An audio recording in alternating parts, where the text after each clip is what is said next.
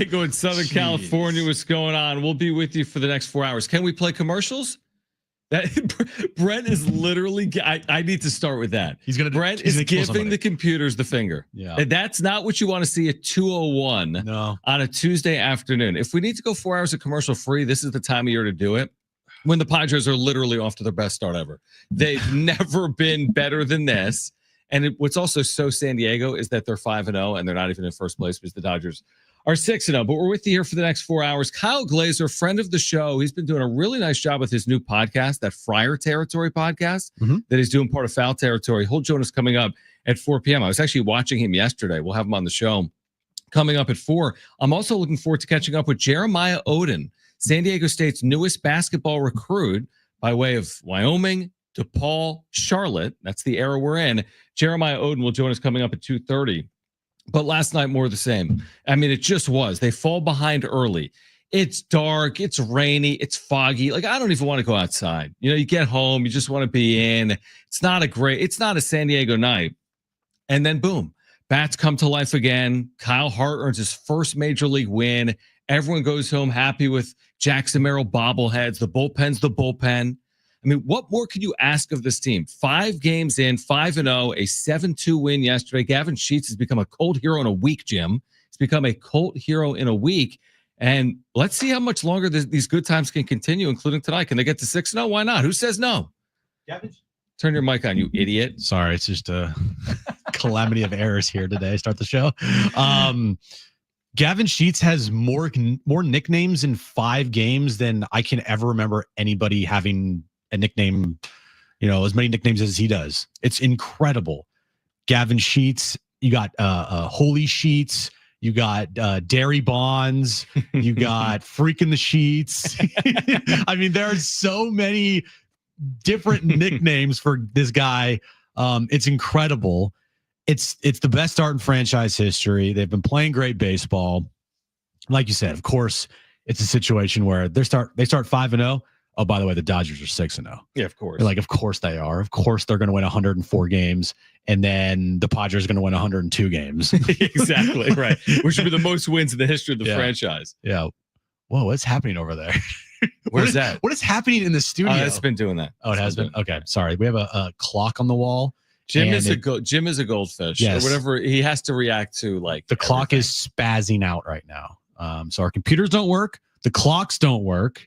What else doesn't work? I honestly need darn a trip today because there's a saying in television that when it goes haywire, you're live. I know. Like when Darnay's doing the sports cast and the teleprompter's out, that's where Steve Hartman was ridiculous.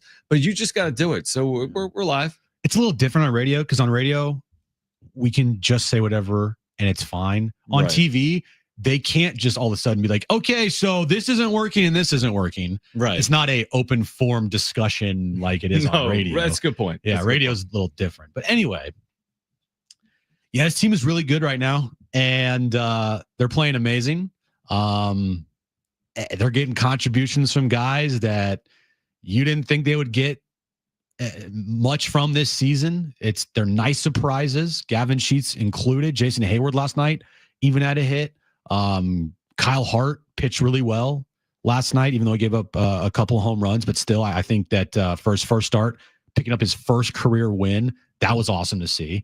And now you sit here and you go, all right, let's get as greedy as possible on this first homestand with Michael King tonight and almost said Gavin Sheets and Dylan Cease tomorrow. I mean, 5-0, and we talked about this all off season long, and you knew Atlanta was on deck to start the year, and nobody ever at one point all off season was like, well, maybe they'll get off to a 7-0 start. Maybe they'll just sweep the Braves at home, and then maybe they'll sweep the Guardians. There's still a long way to go. Obviously, they've just won one of the 3 games against Cleveland, but there's things in baseball you don't even think about sometimes. Like, I don't think about the Padres getting off to a 7-0 start because they just don't get off to 7-0 starts. But with all that being said, to your point, I agree with you on the let's get greedy. It's like you're 5-0. How much longer can you take this? Like, what is possible in terms of a start? We have said for years repeatedly, get out of the gates quick. They've done it before. By the way, they did it in 2021. It bought them nothing. They finished under 500. They had their best start in franchise history. But you said it last time in the wrap-up show. Like, what does 18-8 look like in a first month? We don't see it every year. But you start 5-0 and you start having visions of starting fast. You'd hate to waste something like this. You'd hate to look up at the end of April and be like, oh, they're 16 and 15, they're fine. But hey, they were 5-0. So I say just keep the momentum going. Why not? For whatever reason, everything is working beautifully. And hopefully that continues for the foreseeable future, right? Why not? Yeah, when you get out to a fast start like this, and again, it's only 5 games. Yep. But it is noteworthy that this franchise has never ever started a season 5-0. Isn't that crazy? That is wild to me. But also it's not wild because I know the history of the Padres. They've never won 100 games. They've never won a World Series. Yep. They've only been in the postseason, I think 7, 8 times now. I mean, we'd have to do the math. 3 this decade, 2 in the 2000s, 98, 96, 84. Have I covered it? Yeah. So 3, 05, 06, 4, 5, 6, 7, 8. Okay, yeah, 8 times. So 8 times since 1969. 7 seasons. That is crazy. And they've never started 5-0. And now we are witnessing the best start in franchise history. I think that's pretty cool. And I think I'm not going to say it was needed to start the season, because even if they started 4-2 or 3-1, like I still would have said that's a great start to have. Yep. Coming off of the offseason and what happened at the end of last year in that Dodger series, going 24 scoreless, it just could not have gone any better for them. It could not have gone any better. And hopefully they take advantage of the next 2 games here with Cease and King on the mound. And I would predict that they're going to pitch better, both those guys, than they did in their first outings of the year. Right? Yeah. When you think that? I think there's actually a lot to get into today, because I do want to tie in King and Cease to that contract that was handed out by the Red Sox to Garrett Crochet. Yeah, I mean, you look at that Crochet deal, 6 years, 170, and you need to be prepared as a Padres fan to be watching King and Cease in 2025, but we don't know if you're going to see those pitchers beyond that. And hopefully their 2025 leads this franchise somewhere. We all hope they go, right? Deep playoff run, maybe even further than a deep playoff run. But I'm not concerned at all with what happened with Michael King, his first ever opening day start. He didn't pitch well. He would have said it. 2 2/3 innings, 76 pitches is not pitching well, but the team won. And then Dylan Cease, that was not his best outing. We've seen what he's capable of in his best outings. He's capable of being among the best pitchers in the National League. They both are. But when I see Crochet get 170 and they're buying out arbitration to get him to 170, there's no arbitration with King or Cease. That's a conversation maybe for another day, but you're talking about starting points, Jim, in the high 100s with someone like Michael King, and maybe the low 200s for Dylan Cease. So get the most out of these players right now. We don't know what tomorrow looks like. Today, you're going to need these guys to get where you want to get. Let's worry about today. Tomorrow's for another day. Yeah, I'm not even really thinking about that, honestly. Like I am. Every start they have, I'm not like, oh man, the contract. Like I don't. But the contract's already booked. It's already cooked. It's not based on how they pitch.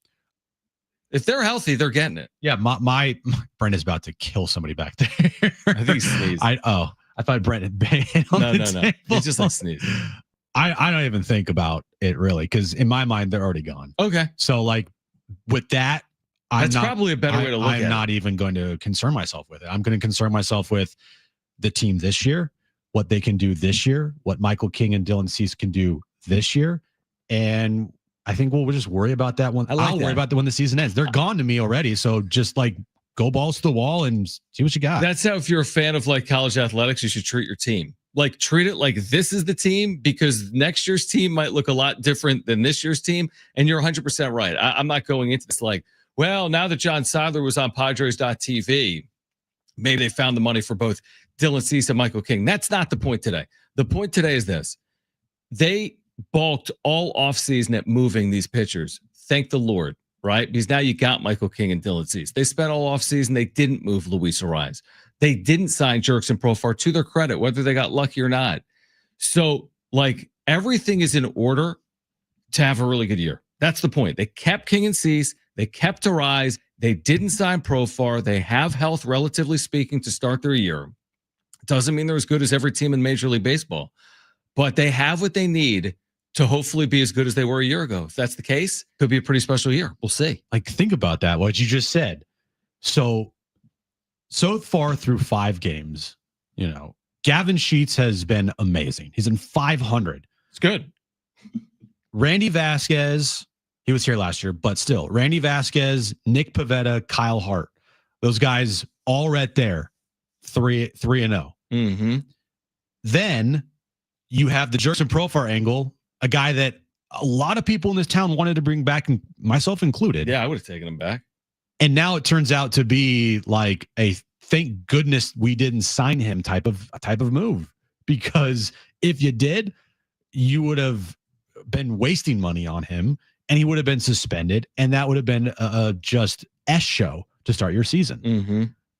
Even guys like, Martin Maldonado, who I was been very critical of, and I still don't have much faith that he's going to do well offensively this year, like that he's going to hit over 200. But to the first 5 games, him and Diaz have been more than serviceable behind the plate and in the batter's box. Manny Machado, Jackson Merrill, Fernando Tatis Jr. all have been balling out to start this season. Like, everything has gone the Padres' way so far. And oh, by the way, it's not like they're beaten up to the first 5 games on like the A's or the Marlins or give me another crappy team. Pittsburgh. Maybe that's not a perfect example. Yeah. Rockies. Yep. Right. Like, they're playing 2 really good baseball teams, even though the Braves are still now winless. But they're playing a team of the Braves who has a really good roster, made the postseason last year. I fully expect them to right the ship a little bit here. And the Guardians as well, a really good team. Jose Ramirez was back in the lineup tonight for them. They made the postseason last year. They're going to be competing for a playoff spot. Like, man, Padres are showing early on here, like, hey, anybody that doubted us because we didn't have a really good, per se, offseason, we're still capable and really good. Imagine if you're Gavin Sheets. You wake up this morning and you had 4 RBIs and 3 hits. You play for a team that's 5-0. The team he was on last year barely won 5 games all year. They set a major league record for losses, 121. I kid. But they won 41 games. They played in front of no one. They drew 1.3 million fans. They were a laughingstock. Their fans wore brown paper bags on their heads routinely all year. And you're here on a rainy night in San Diego, of all things, playing in front of 45,000 people. You're a primary driver as to why they're 5-0.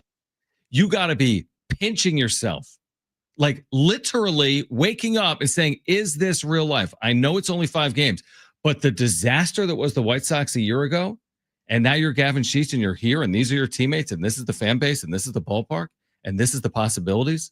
Lord. What did Toddy say last night? We got to get some more Chicago boys in here. Well, because he was one of them, I guess, right? Back in the day. Yeah. But not all of them. No, we don't want There's all a fine of them. line. Yeah, we'll take Luis Roberts Jr. I mean, there's pieces to have been had. Crochet a year ago. Yeah, Dylan Cease last year as well absolutely. too. So they have definitely performed well here so far in Padres uniform. Whoever told Preller to go sign Gavin Sheets to a minor league deal? I know it's 5 games, but here's a guy that could be with your franchise for a while because he's under control. He's young.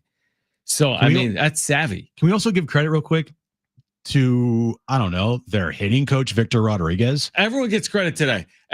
You get credit. I get credit. I agree. Everyone should get credit. They're 5. Everyone should get credit. Says that he changed his swing up a bit. Gavin Sheets. I think you can look at Victor Rodriguez. The last year plus now, this offense has been, compared to 2023, it's been a revelation. You have a team that sees a bunch of pitches. They, take the pitches where they're at. They go the other way. They don't miss fastballs like they used to. They just do all the little things right. And I think Victor Rodriguez absolutely deserves credit for that with this team. On the other side, Fernando Tatis Jr. does react to Jerks and Profar. So he did react to this postgame. You'll hear from Fernando Tatis Jr. on the other side on his reaction to Profar getting those 80 games. Then Jeremiah Odin, the newest Aztec men's basketball recruit, he will join us live coming up at 2:30. So Jeremiah Odin for Aztec fans at 2:30. Kyle Glazer, formerly Baseball America, he's going to join us coming up at 4 p.m. We're just getting started. Jon and Jim.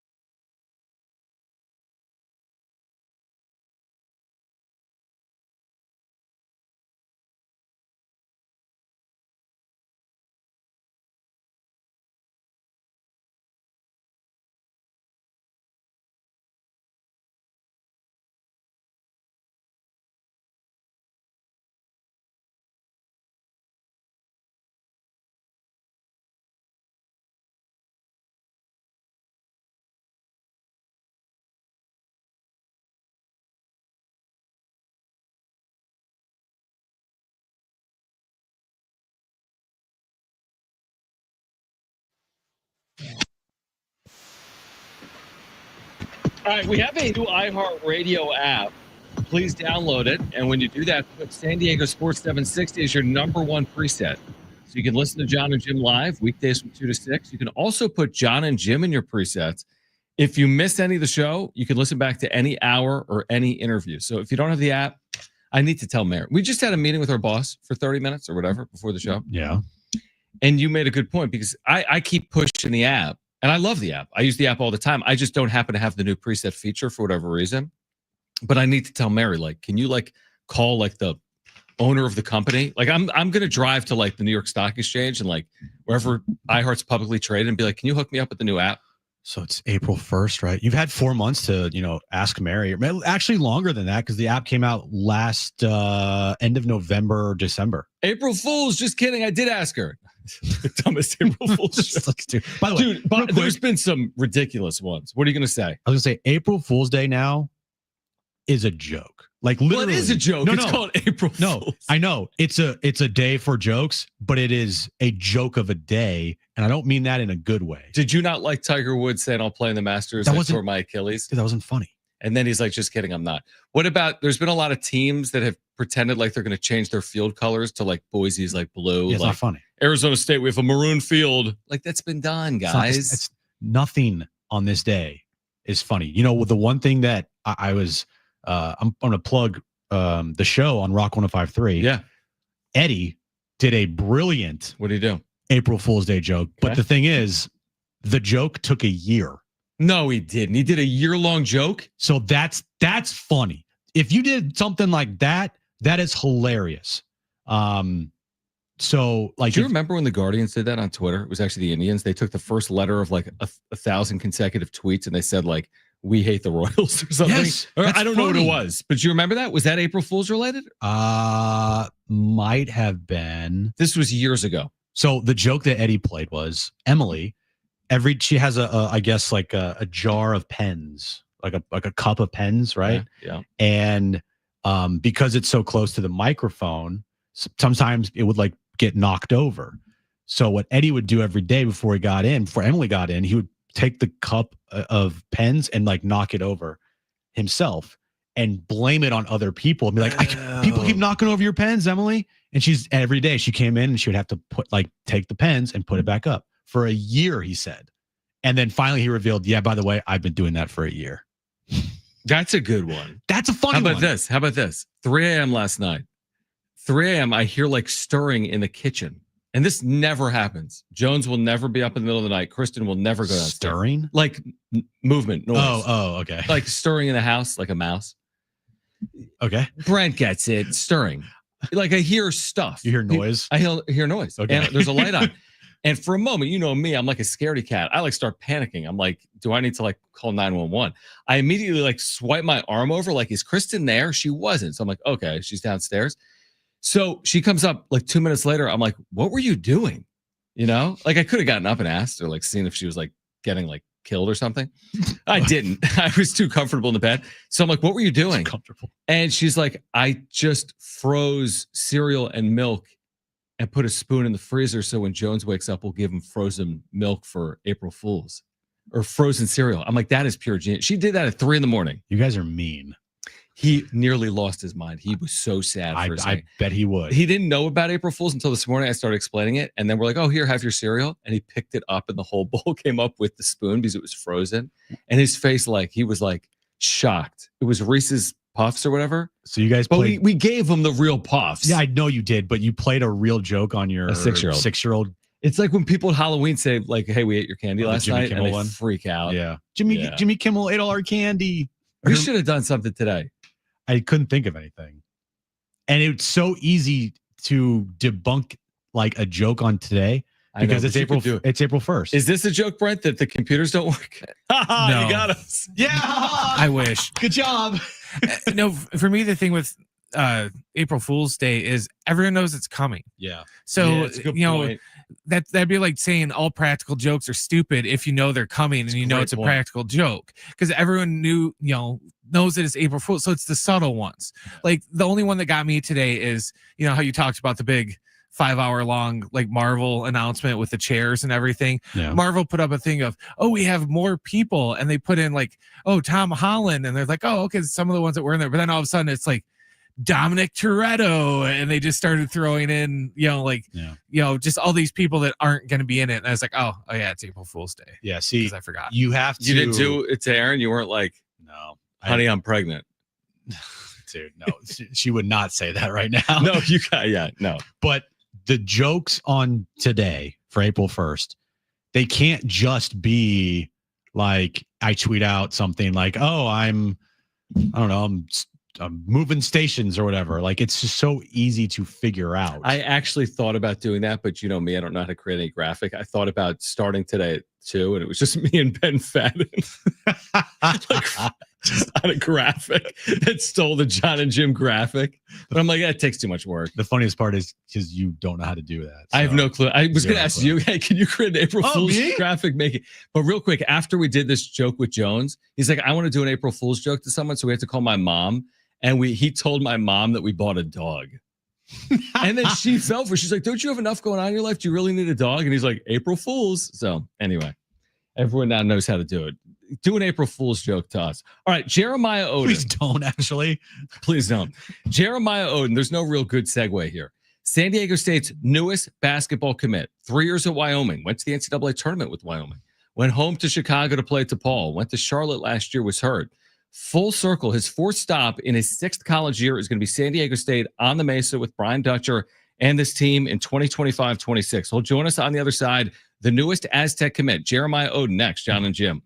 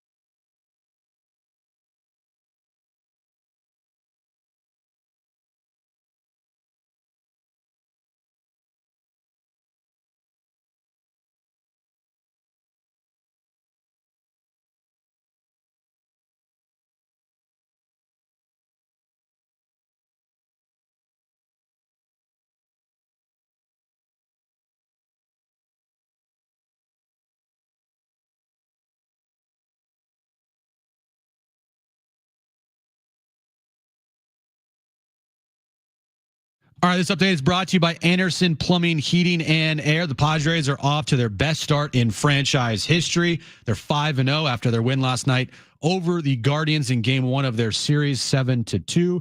Game 2 later tonight at Petco Park, 6:40 first pitch. Michael King making his second start of the year for the Padres against Logan Allen. Anderson drain stoppage guarantee. Solve issues for $63 or it's on the house. Nobody wows clients like they do. Anderson Plumbing, Heating, and Air has been privileged to serve over 500,000 residential clients for more than 45 years. Visit AndersonPHA.com today. All right, looking forward to this. Catching up with Jeremiah Odin. He announced yesterday on social media he's committed to San Diego State via the transfer portal as he enters his final college season. And Aztec fans, I think, have a familiarity with Jeremiah because some of his best games of his career have come against the Aztecs while at the University of Wyoming. So Jeremiah Odin with us right now on the home of the Aztecs, San Diego Sports 760, and Jon and Jim. And first of all, Jeremiah, congratulations and thanks for hopping on. Thank you. No problem. Thanks for having me. So I read Mark Ziegler's piece on you today in the San Diego Union Tribune, and he wrote about the fact that you had an opportunity to potentially join San Diego State 2 years ago. So I'm assuming that's coming off their national championship game appearance. What makes now the right time for you as opposed to when you had the opportunity a couple of years ago? And thanks again. Yeah, I think that at that time, that was the year that I made the decision to go to DePaul. And I think that, San Diego State was a great option back then as well. But I think that this time around, I already had my mind set, like going into the portal. If they came calling, that I knew that San Diego State would be the place that I would want to be just because I had so much time to reflect on it since the last time and being so close to being here a couple of years ago. I think that just made it a no-brainer for this time around. So Jeremiah, with the way that college basketball and college athletics goes, I mean, the portal and NIL is a huge thing. And you've been in the portal now multiple times. So how does that process go? Like once you enter the portal, how quickly do you start getting calls? And how quickly did you get a call here from San Diego State when you entered the portal? San Diego State called me the first day that I was in the portal. They were eager to call, once they saw that there was an opportunity for me to potentially be able to be here again. And it was just, the feeling was mutual. So they called me the first day in the portal. So, obviously you're so familiar with the program because you spent 3 years in the Mountain West. Some of your best games have come against San Diego State. How do you see this fit? Like when you talk to Brian Dutcher and the staff, how do they hope to utilize your strengths and where do you think you're going to fit in best here with the Aztecs? Yeah, I think that starting with just the strengths, the athleticism, the length, the size, the ability to guard multiple positions are all things that we talked about, and just talking with the staff about just being able to weaponize within their system.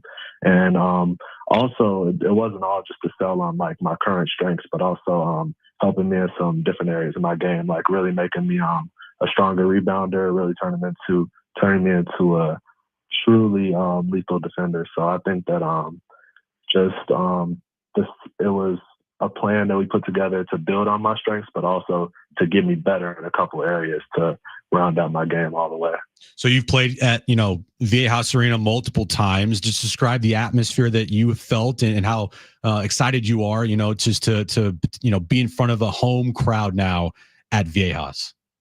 Yeah, I've played in Viejas 3 games, 2 my freshman year, both in that was the COVID year, and then once my junior year.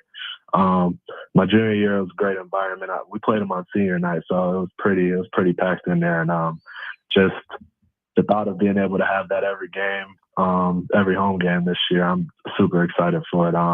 The fans are already showing a lot of love on social media and stuff. I can just tell that the fan base really gets behind the team out there. So I'm looking forward to being in Viejas, playing in. I think they sold out every home game last year, so hopefully we can continue that again this year. So I'm just looking forward to it. It'll definitely be an amazing environment. It's an amazing fan base, as you said. Jeremiah Odin, newest Aztec commit, with us right now, Jon and Jim, San Diego Sports 760. Now, when you were a young player, you made the NCAA tournament with that Wyoming team, right? With EK and Maldonado that played in the first 4. But then when you look at how your careers played out the last couple of years, I know you were hurt last year, but you were at DePaul when they won just a few games that year. So how important is it to you to get back to a winning program and take another crack to make an NCAA tournament? It's the only thing that matters. And that's why it was such a no-brainer when San Diego State did come calling, because I know exactly what I'm getting from a culture standpoint, from the standard that they're going to hold me to every day, to the way that my teammates are going to be wired, and just the habits that they have. So winning is everything. Getting back to the tournament, competing in the tournament, competing at the top of the league, that's everything. And it was the biggest factor in me choosing San Diego State. Have you talked to any of your new teammates yet? And if you have, what has those conversations been like? I've talked some with Miles just through text, and just talking about him being excited for me to, be able to be on the team this year. And, he's the only person on the team that I'm familiar with. I think he's the only person that was there when I was playing against San Diego State. So that's how I knew him a little bit. Now, you were out this past weekend, is that correct? What was your visit like? Because again, you've been here before, but what was that experience like coming out here, visiting and taking a look at everything? Yeah, it was great. Being able to see, really just see more of the city. Like, I've been in VA High. I've been around like campus a little bit, just driving through for the games, but being able to see just San Diego as a whole, it's a beautiful place. And I've never been able to see it in the way that I did this past weekend. And just being able to see things like the practice facilities, everything's top of the line. I mean, it's definitely an impressive visit, but I think that the main thing that sold me was just, the coaches, the plan that they have, and just the culture that they already have in place that's been being put in place for decades. Yeah, I'm wondering, because I saw your quotes to Mark about that. I mean, you saw the success of San Diego State firsthand as the Aztecs go to a national championship. Then a couple of years ago, Sweet 16, last year, the tournament. They've made the tournament 5 straight years. It would be 6 if not for the pandemic in 2020 when they went 30-2. From your seat, what's it been like to watch San Diego State's success from afar and playing the Aztecs? What is that experience like? Like, what are you getting into as a player when you're playing against the San Diego State team? Yeah, from afar, you have a mutual appreciation for it. Just as a player, as a competitor, you see a team that is that successful. And, I've been on some teams where I've won. I've been on some teams where I've lost. So I know that winning isn't easy. And to see a team that's just done it year after year after year, you just have a mutual respect for it. And when you go to play San Diego State, you know that you better rebound and you better go to the rim strong, because they're not letting you in the paint easily. They're going after every rebound. So that's just their identity as a program. And that's something that I can't wait to buy into and to just really grow from. Now, do you see yourself as like a recruiter? Like, what happens from here, right? Because there's other players in the portal. Obviously, all rosters across college basketball are kind of unfinished until this process plays out in the weeks ahead.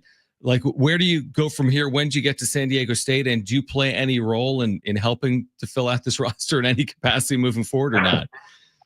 I would definitely play a role in, trying to get any guys that I have any type of connection with, if the coaches were interested, depending on who they're trying to recruit. But, I'm letting them handle that as of right now. Just focused on, getting my offseason started right now. Just, getting better, doing what I can to make sure that I'm on top of my game when I get on campus. Yeah, and then lastly, how is your health, right? Because you missed last year at Charlotte. How are you coming off the injury? Yeah, no, I'm good. I'm back on the court. I've been back on the court for a few weeks now. Just ramping it up, going through the progression that you go through in the return to play. But it's feeling good. Back moving, back doing some jumping, shooting, ball handling, stuff like that. So it's feeling good, and we've got a lot of time too before even summer workouts start. So I'll be all good. No doubt about it. Jeremiah, thank you for taking time for us. Congratulations on the commitment. We're excited to see you on the Mesa. The season will be here before we know it, but enjoy your time as you get ready for the upcoming season. And thanks for doing it here in San Diego. Thanks, man. Sir, thanks for having me. All right, great stuff. Jeremiah Odin, the newest Aztec commit. My favorite thing whenever the Aztecs get a new commit through the portal is when we text each other back and forth. Yeah. And we send each other highlights, and we immediately go, yeah, it's basically like Dwayne Wade. Yeah, like right. We're always like, yeah. I mean, he looks to me like a prototypical Aztec. You know, we didn't talk a ton about his game, but he talked about the fact that like he's physical, athletic, big, guards multiple positions, can shoot, can get to the rim like a slasher. I don't know. When you think about San Diego State, I think about like a 6'8", 6'9" slashing forward.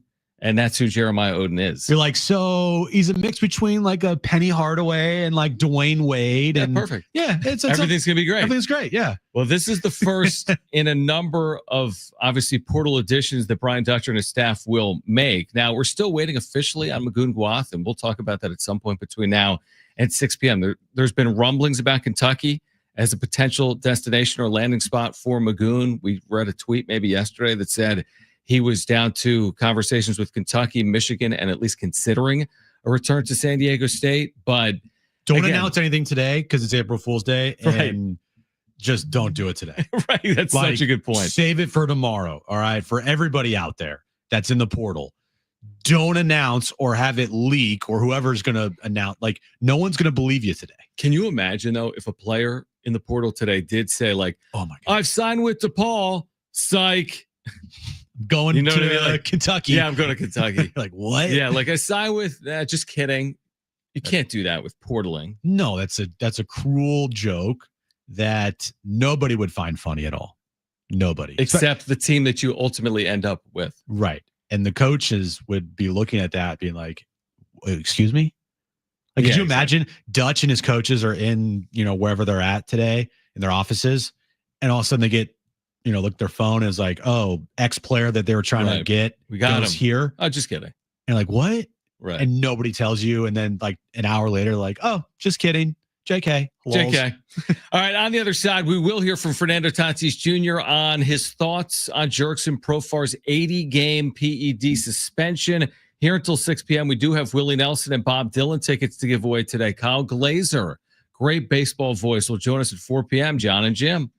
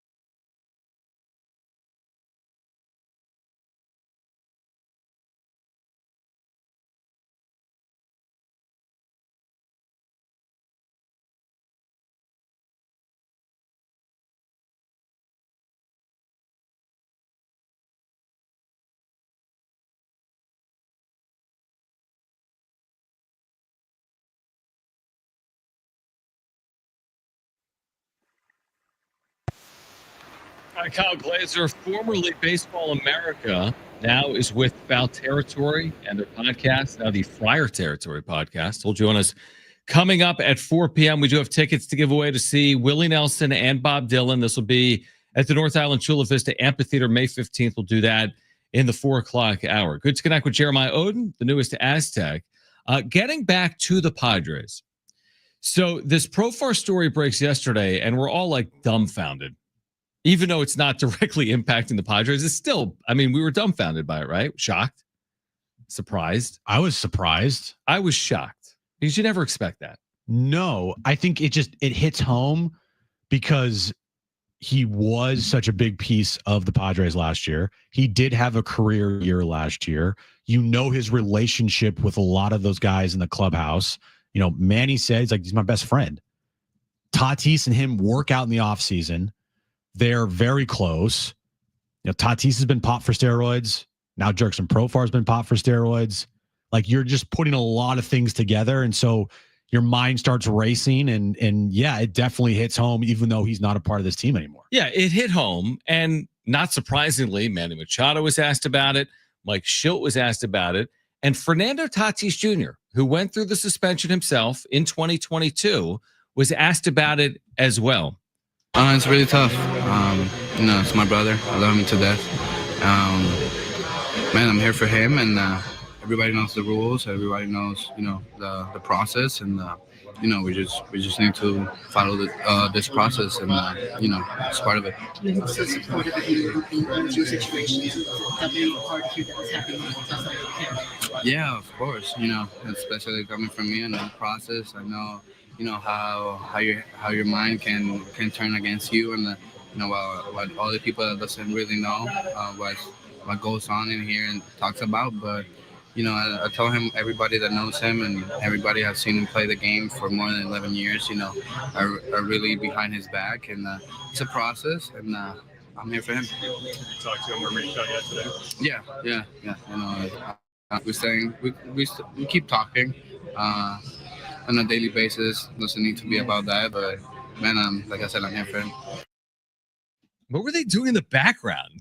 They were they have a blower in there. I don't know. Yeah, leaf blower. Hey, let's get these leaves out of the clubhouse. They do have leaf blowers on the field after games, but this was in the clubhouse. Far removed. Yeah, I don't know. Yeah, of course. You know, especially coming from me in the process, I know, you know, how your mind can turn against you, and you know what. Any blender? No, because the food area is in a completely different room. So, like, where Tatis's locker's at, it's right next to Manny, and it's right by the front door. So maybe just picture like Gavin Sheets in there with a leaf blower. Like, maybe someone's in the bathroom blow drying their hair. Oh, it does sound a little bit like a blow dryer. Yeah, because the bathroom. You know, but Tatis isn't near the bathroom. Yeah, but I mean, are we blow drying our hair yet? It was a little cold last night. A little cold, yeah. Yeah. Who would be blow drying their hair on that team? All of them. Well, I'm trying to think of who has like long hair. I don't know. Maybe someone's probably took a shower, blow drying their hair. So that's our takeaway from his thoughts on Profar suspension. No, we got distracted. What I look at his. It's a little interesting hearing Tatis talk about this, and he's like, "Yeah, everyone knows the rules," and it's like, well, you didn't. You didn't know the rules. You were in the same situation. Right. I don't know. He was like, it didn't seem like he was talking from a point of, I went through this before and I effed up, and right. It didn't feel like that. It's kind of funny. It was like, man, I'm really disappointed. I can't imagine a situation like that. What do you mean you can't imagine a situation like you this? Were in a situation just like that a couple years ago. I wonder how he truly feels about it. Like, does he have that PTSD that takes him back? I do wonder that. Now, again, they've got this great relationship. I mean, Jerkson Profar is going to need to lean on, like, I would think, his friends in this situation. What are you doing for the next half year? How are you rebounding from this? And you won't be in San Diego, so you can't go hang out with Tatis and Manny after games. You're going to be. Maybe you will be in San Diego. Maybe you will be, because he's suspended for 80 games. So all right, he's not going to be in Atlanta. Maybe we'll come here, rent an apartment, and just hang out. Like, where are you in, like, the Grapefruit League facility for the next 2.5 months? It's a good question. I don't even know if you can do that. I don't know. It's a bad situation all around, is what it is. It's one of those things that in baseball, we know there's going to be a next player to test positive, yet we just assume it's never going to be like, it's not going to be one of your players. Like, you know what I mean? Like, you know, there's going to be another player. This is not the last player to test positive. Yet we're going to pretend like, whatever. We all move on, and we will. And hopefully it doesn't impact the Padres in any form or fashion like it did with Tatis in 2021-22. Because you don't see many high-profile names being suspended for PEDs. You see like the minor leaguers or the random players that you'll never, ever hear from again. 100%. Like the last big name was Tatis. And then before that, we went back. It was like Miguel Tejada, A-Rod. That's way back. Well, I'm trying to think. In terms of big names. Oh, big names. In terms of big, no, there's been other guys. There's been other guys. I mean, Robinson Cano, but it was late. Well, in his career. You have Ryan Braun. No, but when was Braun? Braun was after Miguel Tejada and all this. Yeah. Braun was definitely. But it's still that has to be 10 years ago. It was a while ago. Yeah. Yeah. So I'm saying like in the last 10 years, Tatis, I think, is the most notable player to test positive. Sammy in the chat says Yuli was definitely the one blow drying his hair. You think Yuli? He does. He's got that. He's got that do. He's got a. By the way, Ryan Braun was 2013, and Tejada and A-Rod were in that time frame. Oh, they were? Okay. Yeah. So my point is, we're pretty far removed from superstars testing positive, other than Tatis. Right? Yeah. Now, I would say Profar is a really good player. So, and he's not A-Rod, and he's not Tatis, but he's a very good player. And again, it hits home because he spent so much time here. And it also hits home too because him and Tatis work out together in the offseason, and they did work out in the offseason, all offseason together. And they're you heard from Tatis, they're brothers, right? It's just, man, it just makes your mind wander. So it's one of those things though, where yesterday we caught flack for like you're basically accusing Tatis. It's guilt by association. I understood the point that people were making. But it's not guilt by association when you've already been guilty. I'll give you an example.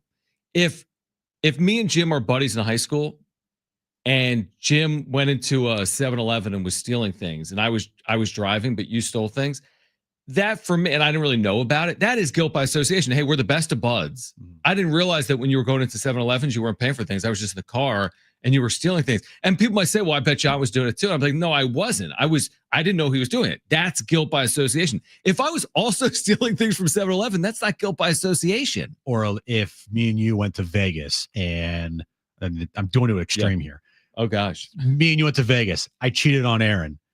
What kind of analogy is this? Just listen to me. And Kristen was like, well, since Jim cheated, that means you cheated too. That's guilt by association. Right. But if you had cheated on Kristen in the past and then I cheated on Aaron, then of course Kristen's going to be thinking, well, maybe you did it again because you've already done it in the past. Now, again, those are like extremes that won't ever happen, but you get my point. Right. If you've already done something and then you're with a person that now does the same thing you've done.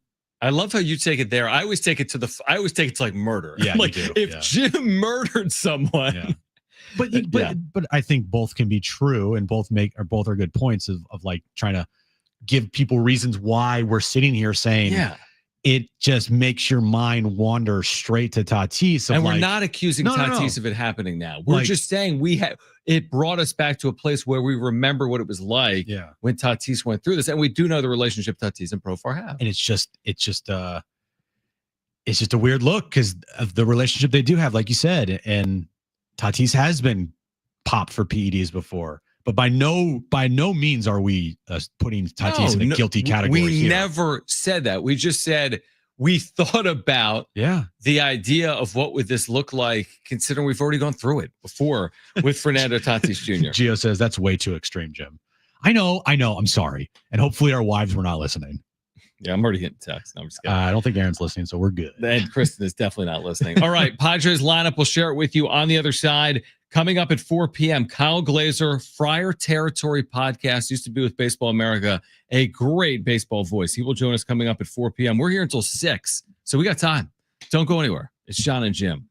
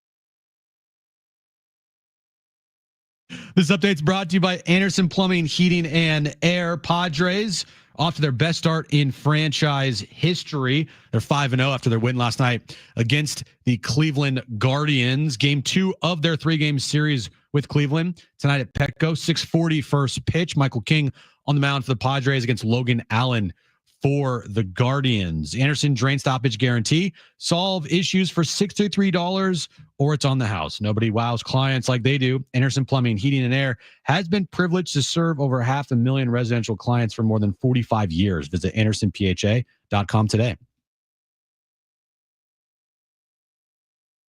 Previously on Jon and Jim. In terms of this Guardian series, I mean, I don't even know what the expectation is. Win the series because you're at home. Get off to a 6-1 start. I mean, you're going to have your top 2 starters appear in this series, right?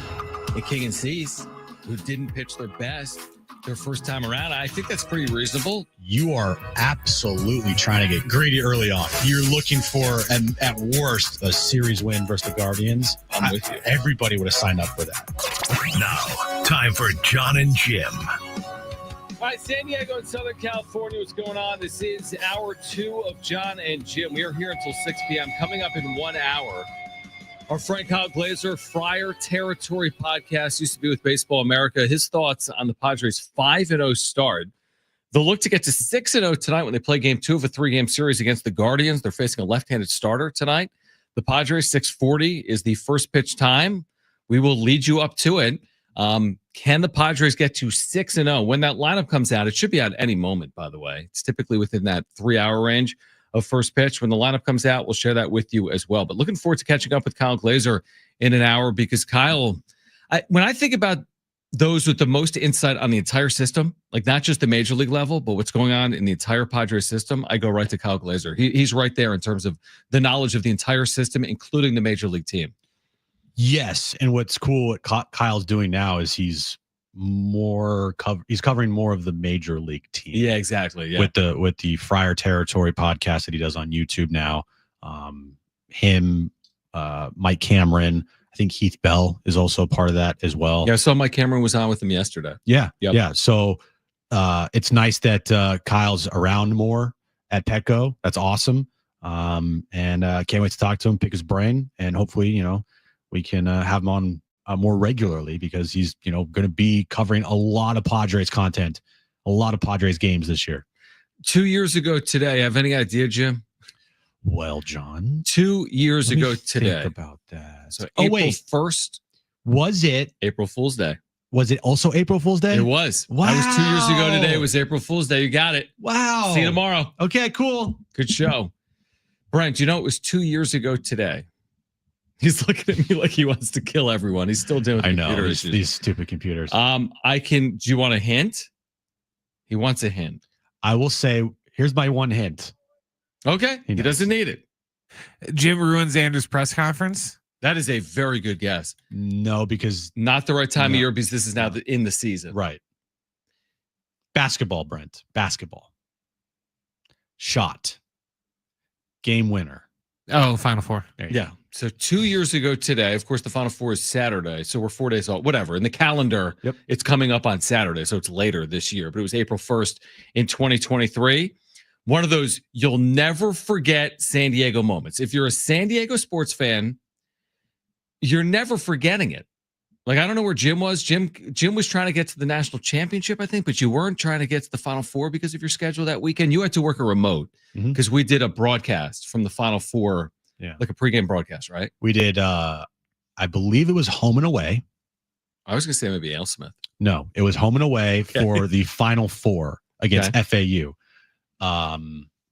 Novo was where we broadcasted for the national championship game. Okay. Chula Vista. Yep. Great spot. Both of them. But I had to be at the broadcast for our pregame show because you had the pregame show. We broadcast from home and away. Yeah. I was watching the game at my house in Normal Heights. Is that right? So you watched the game at home? I did because I don't like watching. Now I know big how you games are as a bar. fan. I know how you are. Were you? They were down 13-14 in this game at one point. They were, and I was like, "This one's over." Yeah. But you're watching. Usually for big games, I like to watch it by myself. Unfortunately, is this pre-Aaron? No, this is fully. So you and Aaron fully knew each other 2 years ago today? We Yeah. did. Okay, that makes sense. We were engaged. That's right, because we got engaged in March. Are you sure? Yes, because the day I got engaged was Aztec Senior Night. Okay. I remember that. Okay. And 2020.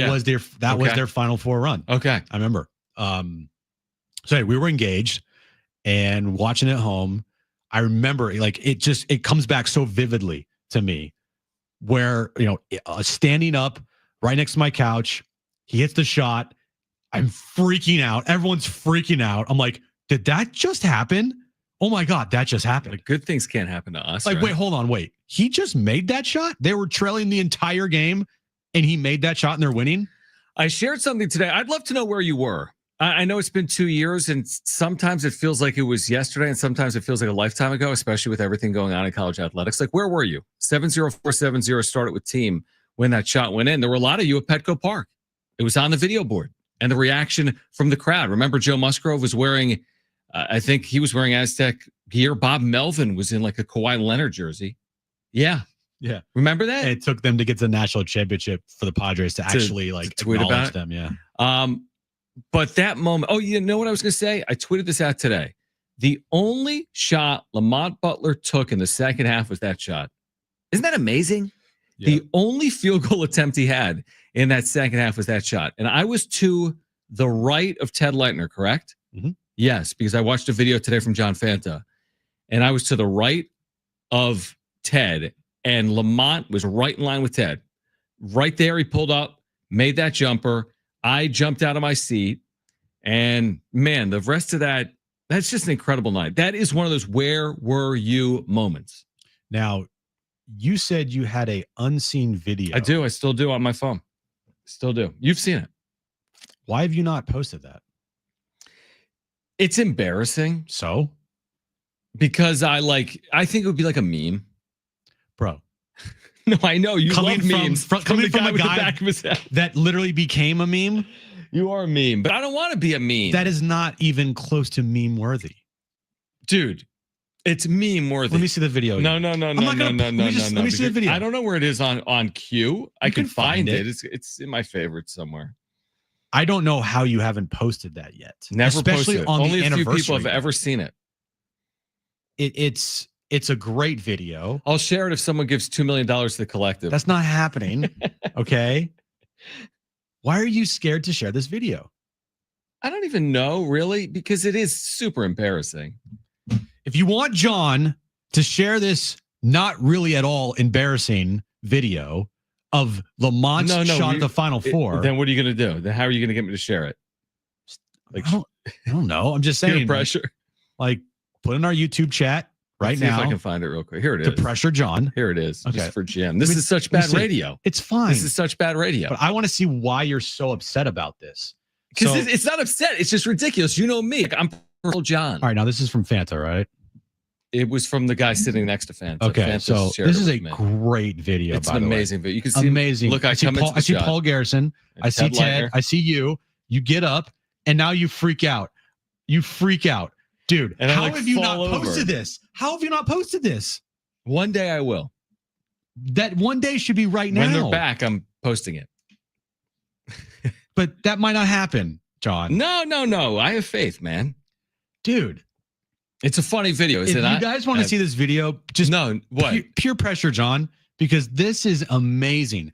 I know what you're going to say. When you jump up and you turn around and your face is like, oh my God. No, it was, I immediately went down because I didn't want to get in the line of sight of people behind me. Dude, your face, you're like, oh my God. I love this video so ridiculous. Much. Maybe I'll tweet it out. Paul Garrison has his hand over his head. Stoic faces. He was like, what just happened? I will say this, being in the building, and some of you listening right now were in the building that night because there were 70,000 people and there were like 25,000 Aztec fans. Jim, being in the building, give me, do you have a moment where you were in a building where something truly special happened? It felt to me like a prize fight back in the day, in a heavyweight fight where someone got knocked out and it was spectacular. And that's the roar of the crowd. The crowd was so energized, the entire crowd. It felt like a prize fight to me, like someone had just been knocked out. You knew you were somewhere special the second it happened. I mean, that I've never been somewhere like that. The only place that I could say that was Game 4, Petco Park, Padres Dodgers 2022. The Jake Cronenworth. That's a very good one. That's a great one. That's a great one. Petco Park was shaking. That's a great one. I love that. It was incredible. The atmosphere. I'm literally getting chills even talking about it. That's a wonderful one. Yeah, that probably goes to the top of my list as far as like sports moments that I was in attendance for. I mean, that's an all-timer for the Padres. There are other all-timers. It's not the only all-timer because it's a DS round. It's not getting the CS clincher Game 6 Atlanta. Right. But that was in Atlanta. So the atmosphere wasn't like it was if it were at home. They came back to beat the Cubs 2-0 down in 84. Right. But this is going way back. I mean, 84 is a long time ago. Yeah. There are Chargers moments historically. The Pittsburgh AFC title game again on the road. The wild card game here against the Colts when Darren Sproles had the walk off. Yep. But there's not a million moments. I think when LT broke the rushing record, I think that was like a really cool moment. But I wasn't here then, or I wasn't at the stadium then. Musgrove's no hitter. I mean, you were waiting 50 years for it. That was on the road though. True. I'm more or less talking about places with amazing atmospheres, not I got you. Not so much like great achievements. Right. No, I got you. So yeah, Final Four, that amazing atmosphere. Game 4, NLDS, Padres Dodgers, the Cronenworth go ahead single up the middle. That's a moment. Or it was a double, right? No, it was a single.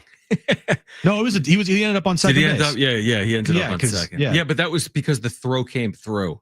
Got it. Like in the box score, is it a single or a double? I think it was a 2-run single, but I think so too. But he advanced the second on the throw. Yeah. I would say that's a moment. No, that's a great moment. Of the last 15 years in San Diego, those are the two best sports moments that I can think of. That's because those are the two. Those are it. Those are the two. And there've been some great moments. I mean, the Padres have had some really good. Listen, the Atlanta series, they've won playoff series. St. Louis during the pandemic was cool. There was nobody there. Yeah. With the Tatis 2-home-run game and the Myers 2-home-run game. Yeah. I think last year's postseason was awesome. Like first the Braves. In game 3 against the Dodgers was pretty cool too. That moment in game 3. Now they didn't win the series, so you can't put that moment like up there. But if they did win that series, that could have been a moment that you would always look back on as like, whoa, that is where things really, clicked and turned to another gear. Because I remember I was trying to get into that game and I got tickets. Remember that? Yes, and I do. I couldn't download the tickets because Ticketmaster was being a piece of what. I couldn't download the tickets. And so me and Aaron are like outside of Petco at a bar. And we're watching the game. I'm trying to download these stupid tickets on my phone. I remember that. And I hear just like an eruption, like literally like it felt like an earthquake. Yep. And I was like, what the hell just happened? And you can't see it on the TV yet because the TV's behind. Yeah, like 10 seconds. And then you see the Tatis home run. I'm like, oh my God. By the way, Mark had a good one in the chat, Jim. We're live on YouTube right now. You can just join us, Jon and Jim 760. You can find us. Mark had a good one. Tiger winning the U.S. Open at Torrey on one leg. Different. For you, like we're thinking team sports, but that's an amazing San Diego moment. That's an iconic golf moment that happened right here. Yeah. In front of scores, right? Tens of thousands of fans. Yeah. Over that weekend. Yeah. It's the last 5 years, especially here in this town, have produced probably some of the best sports moments in San Diego sports history. No doubt. Which is wild. No, it is. We can get to some of your texts. Where were you when Lamont hit that shot 2 years ago today? We do have a Padres lineup officially. We'll share with you on the other side. And Kyle Glazer will join us coming up to talk about the Padres 5-0 start from the Friar Territory podcast. Used to be with Baseball America. Kyle will join us coming up at 4 p.m. We're here until 6. Jon and Jim.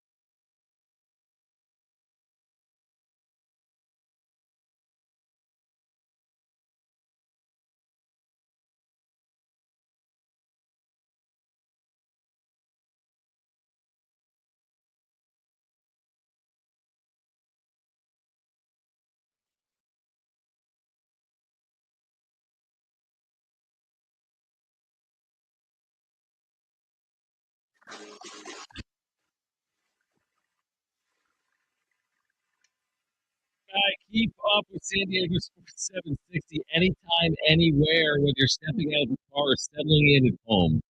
I'm always picturing someone like settling in at home. Oh, let me take off my shoes and put my slippers on, like Mr. Rogers' Neighborhood, and let me open up the app and let me turn on Jon and Jim. Well, yeah, that's what we want people to do. Well, no, I understand that. I get it. No, I'm with you. I want them to do it too. But like settling in. Oh, honey, I just got home. Let me turn the fireplace on and turn on Jon and Jim. I kind of do the Mr. Rogers thing. When I get home, I'll change my shoes and put on a different pair of shoes before I walk the dog. In the neighborhood. It's a wonderful day in the neighborhood. Should do that. I'm not putting a cardigan on yet, though. Just ask your Google or Alexa smart speaker to play AM 760. Stream it live through the iHeartRadio app. It's never been easier to stay connected with your favorite shows like this one. And put us in your presets. Number 1, San Diego Sports 760. Do it now, please. Okay, here's the caveat. Here's the caveat where I would share the video. Oh, great. Here we go. Okay. So there's a video of me at the Final Four where I'm like a buffoon. I look like an idiot. No, you don't. Lamont hits the shot. I fall over like I like. You give the most fainted. Genuine, oh my God reaction ever, and you're scared of it.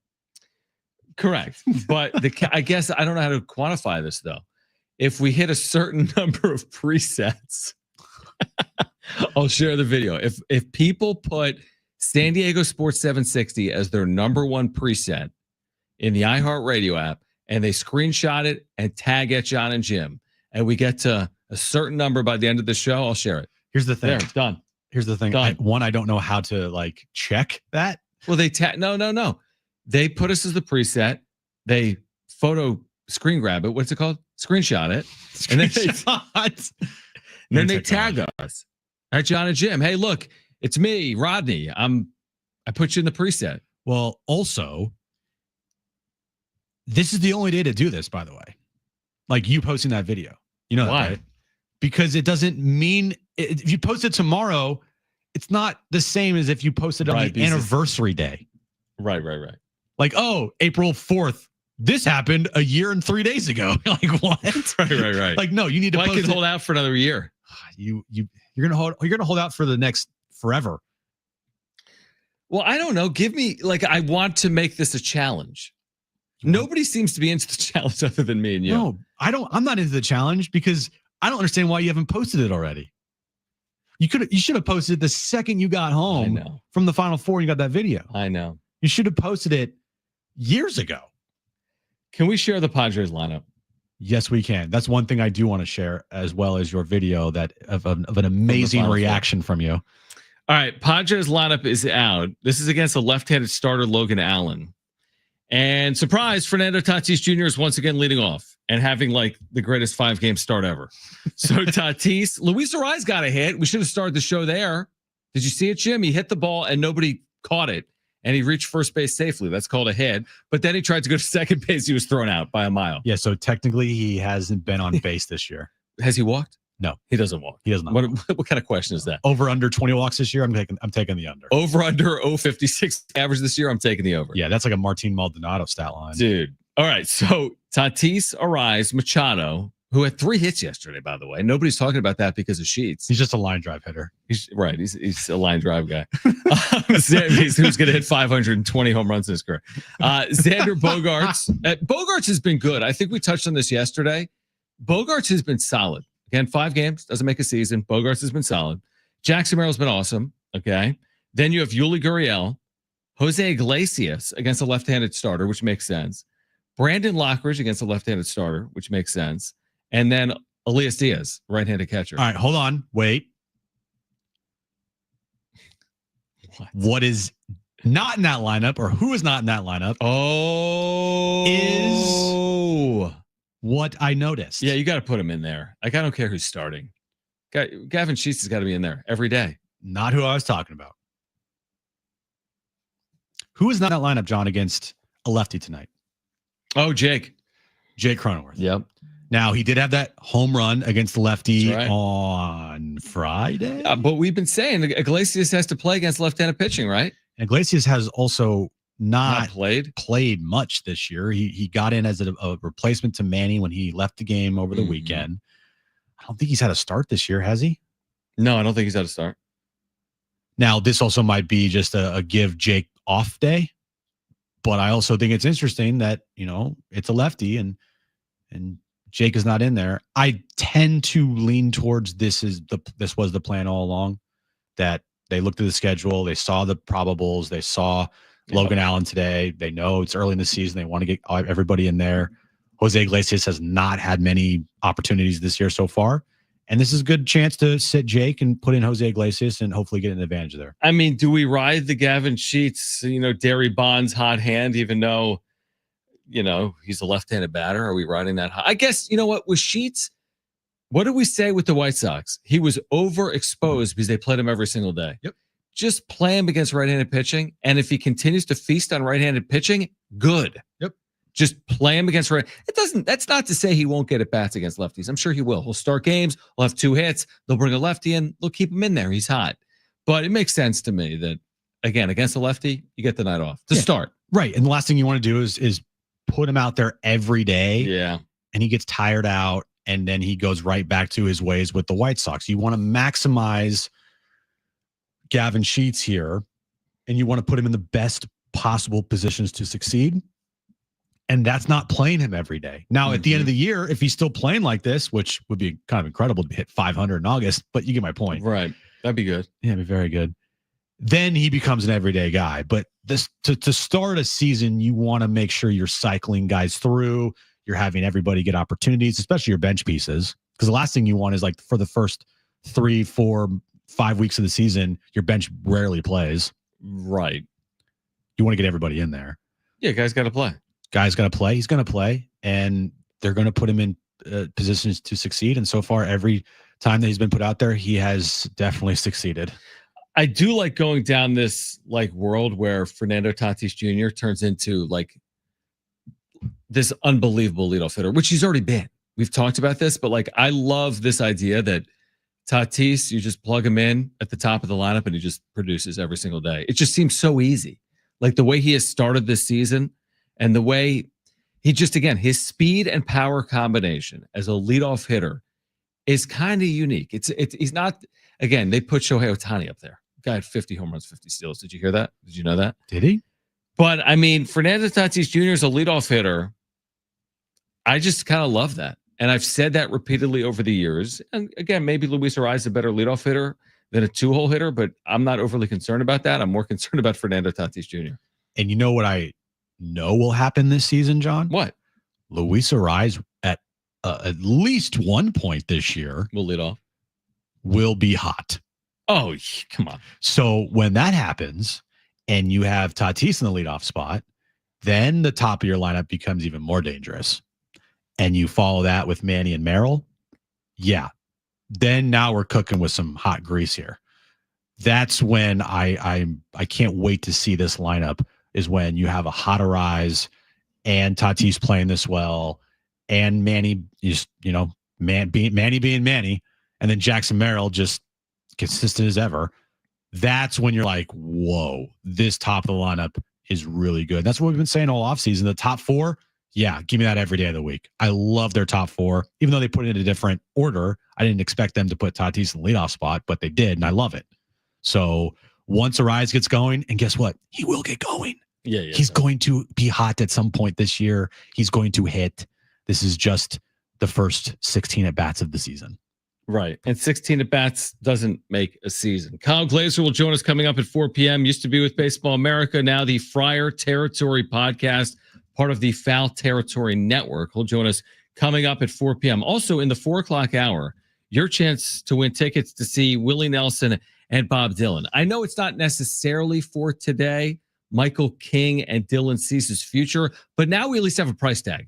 What is the cost to keep King and Cease? We will tell you next, right here on Jon and Jim.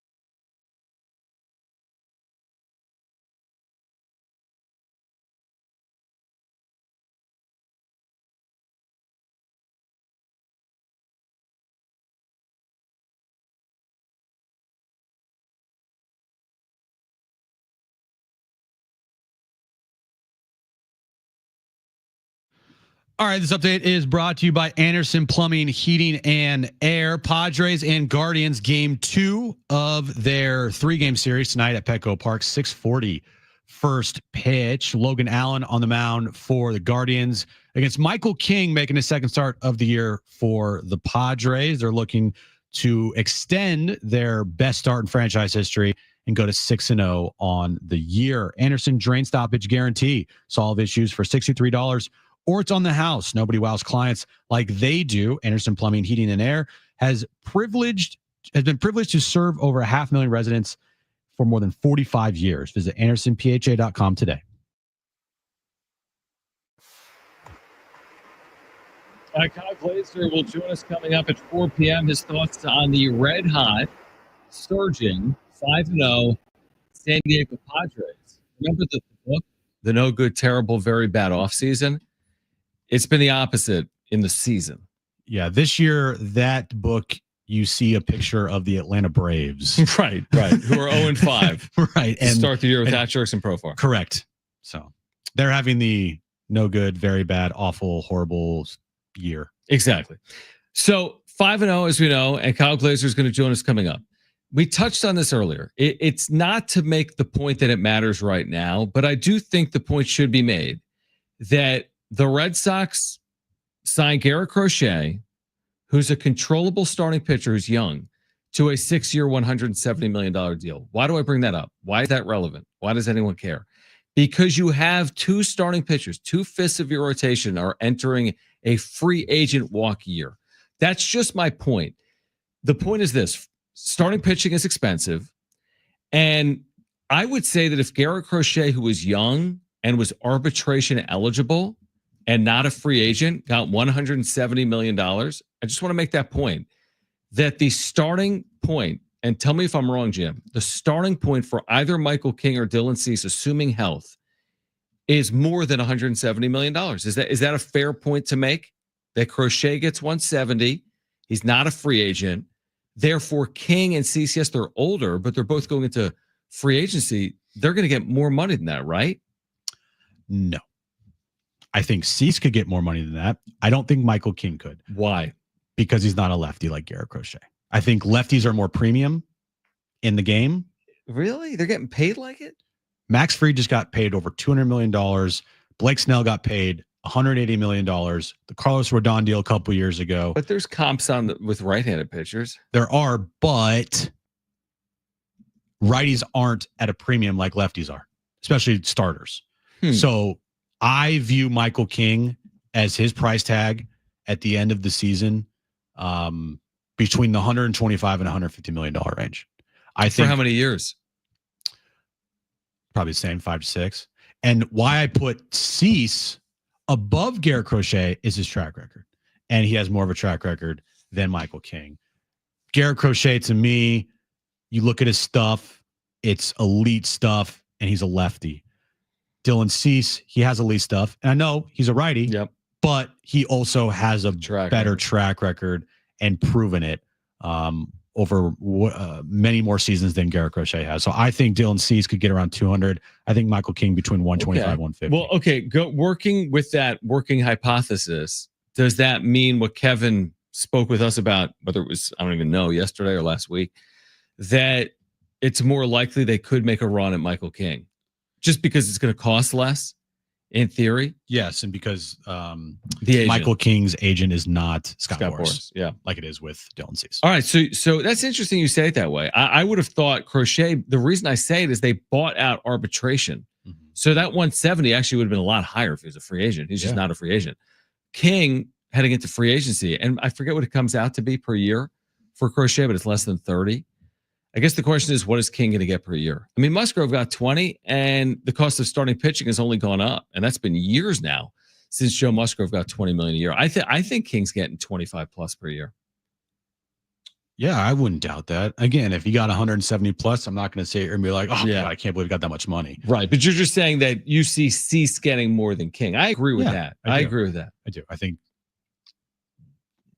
just because of the track record.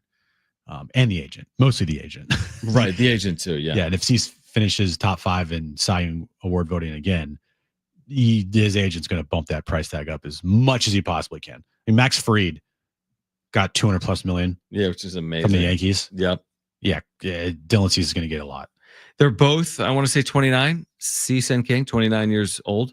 Sure. And King is going to be 30 in May. So you're 30-year-old. I mean, listen, I'm paying for 30-year-old starting pitching. I mean, King's only been a starter in the big leagues for basically a year. And the year he just had, I mean, you look at those, please replicate that year is all I would say. If someone told me right now that Michael King replicates, doesn't pitch one pitch better than last year, just replicates everything that he did a year ago, that would be unbelievable for the Padres. 31 starts a year ago, nearly 180 innings, and a sub-3 ERA. Same thing with Dylan Cease. Just replicate it. Do the exact same thing. And I think the others in the rotation are better than what the others were in the rotation last year. Mm-hmm. With Nick Pivetta. Hopefully Yu Darvish is back soon-ish and healthy. Kyle Hart, Randy Vasquez. Those are better options than what they had last year. Didn't have Darvish for a majority of the season. He made 16 starts. Right. Joe is pitching on, like a half a ligament. he was still right. good, but you get my point. Mm-hmm. He came back and he risked his career for this team. Right. And then Matt Waldron fell off a cliff, and Randy Vasquez was fine, even though he made 20 starts. He made 20 starts last year. So they have better, pieces in the rotation than they did last year. And that's why if you just got the same years from King and Cease, now we're cooking, man. We are looking at a good team. And again, you're spot on. It's not about, hey, let's get to the table with Michael King right now. I mean, that doesn't make any sense. Or let's sit down with Dylan Cease right now, like if you're John Seidler. But man, that would be unbelievable if all of a sudden there was a tweet from the Padres at some point this year, we've come to terms with Michael King on a long-term extension. Oh. That would be unbelievable because John Seidler said the right things. We didn't even play what he said on TV because I didn't want people to fall asleep. Yeah. He has said the right things and they've written the right things in press releases, and that's fine. And when it gets down to like brass taxes and they got to really start paying for some of this to continue this moving forward, that's when he'll impress me most. I don't care what he sounds like on Padres.tv. Was it overly impressive? No. Yeah. But if he's going to be writing checks left and right, I don't care what he sounds like. I would love for the Padres to re-sign King and Cease. Likelihood of that happening, probably very low. So in this case, you know what? Screw it. I want them to pitch so well that their price tag is too much for the Padres. Right. Because that's a good thing. That's what you want. You want these guys like Jerks and Profar last year. He outpriced himself from returning from the Padres. Now it turned out to be, great that he didn't return. Right. But he outpriced himself from returning here. There was never going to be a 1-year, $8 million deal for Profar. It was always going to be multiple years and around 35 to 45 million that Profar was looking for.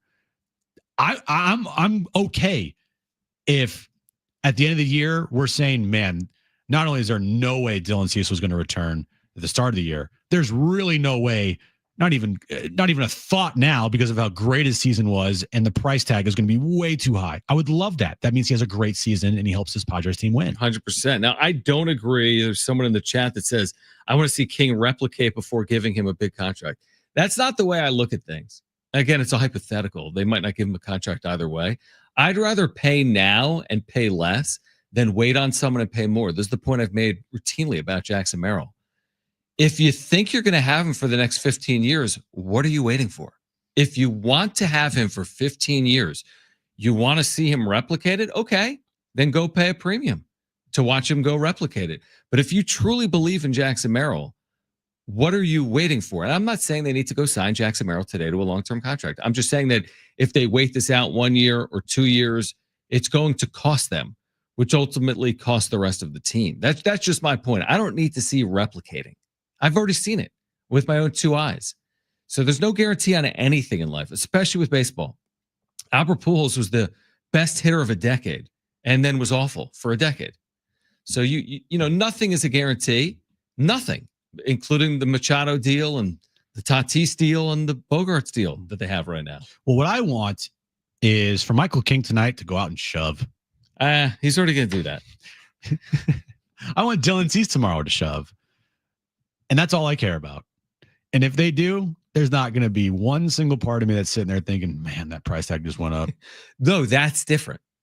Because my Merrill point is you want Merrill for 15 years. Yeah.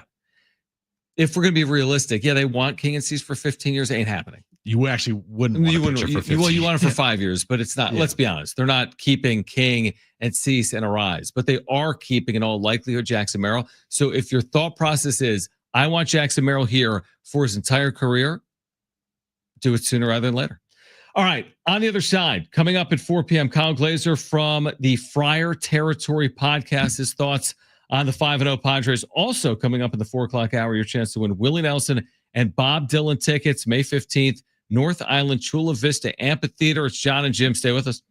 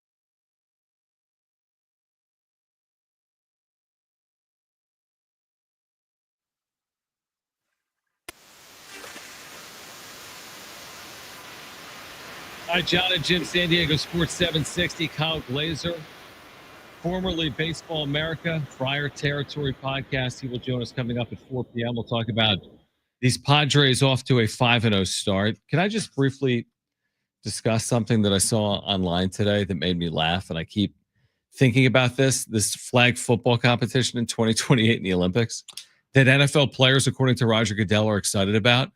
Aren't we going to win?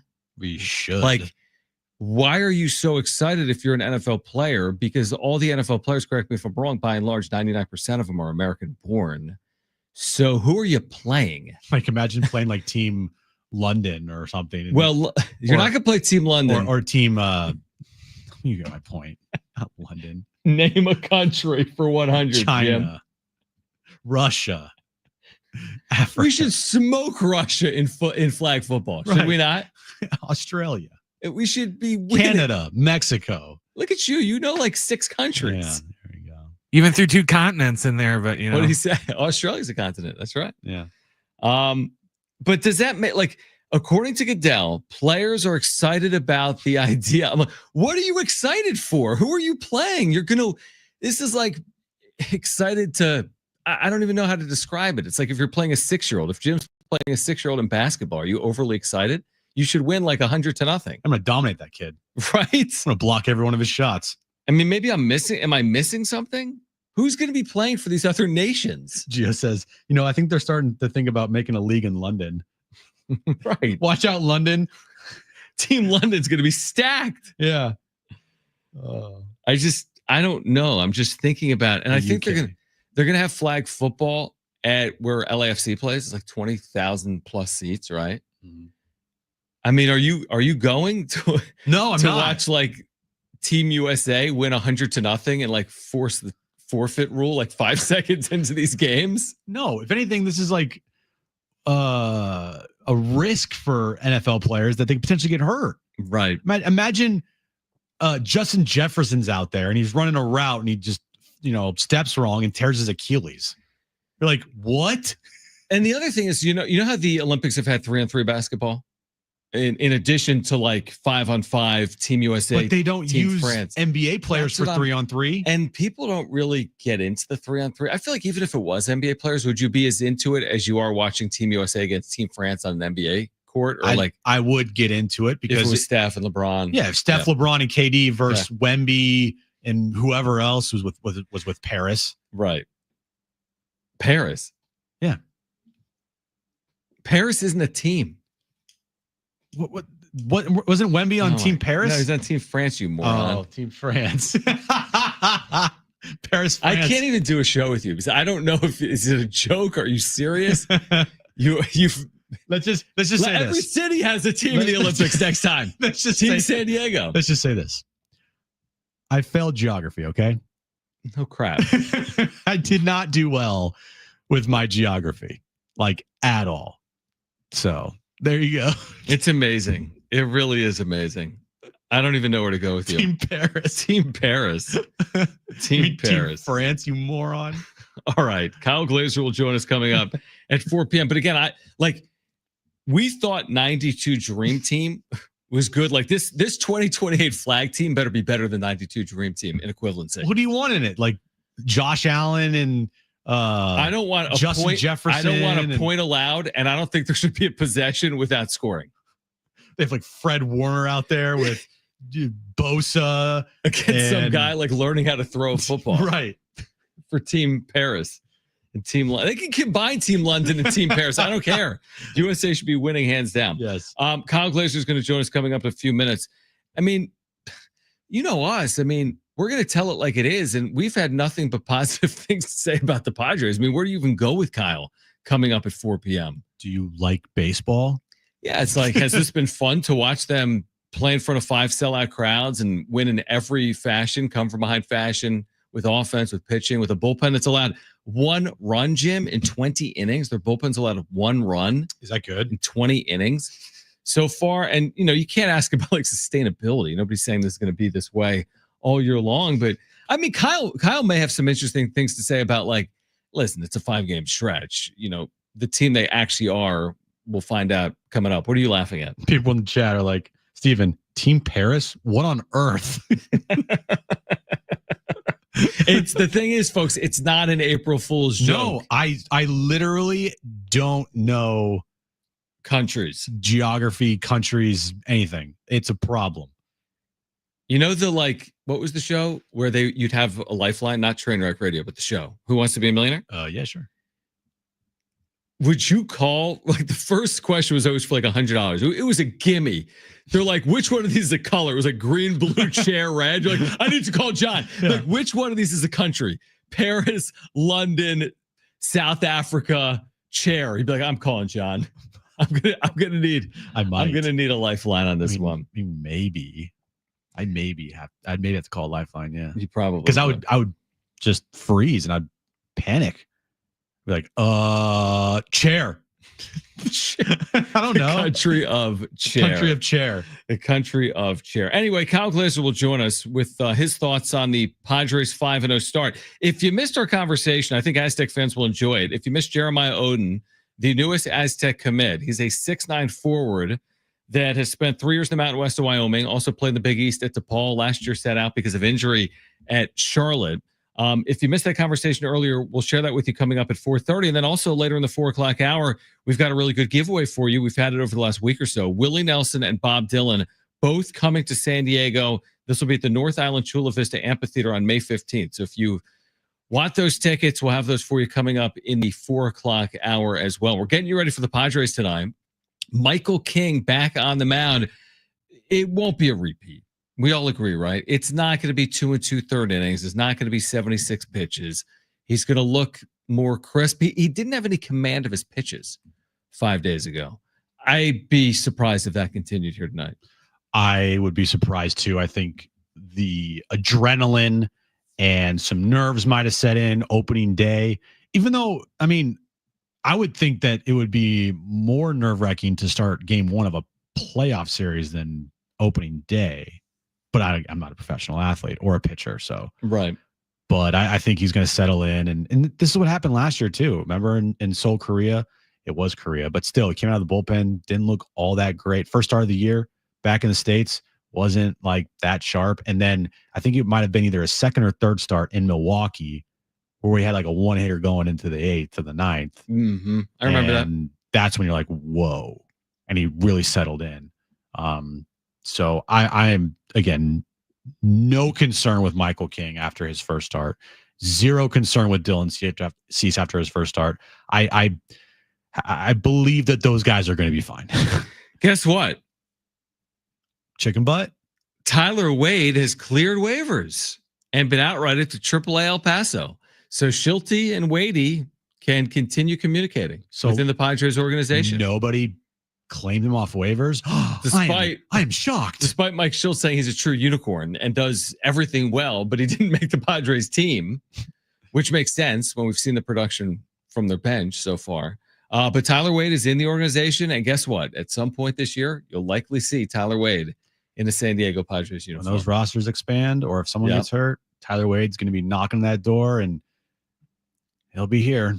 Tyler Wade has cleared waivers and been outrighted to AAA El Paso. This tweeted out by the Padres within the last few moments. All right. Very surprised no one wanted him. Shocking. Kyle Glaser, Baseball America, to kick off hour 3 of Jon and Jim. He'll join us next. Stay with us.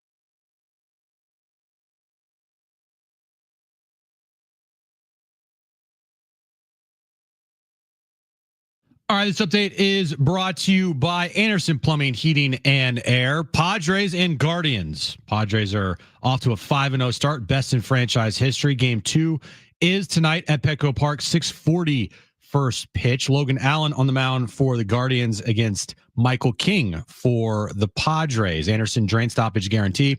Solve issues for $63 or it's on the house. Nobody wows clients like they do. Anderson Plumbing, Heating, and Air.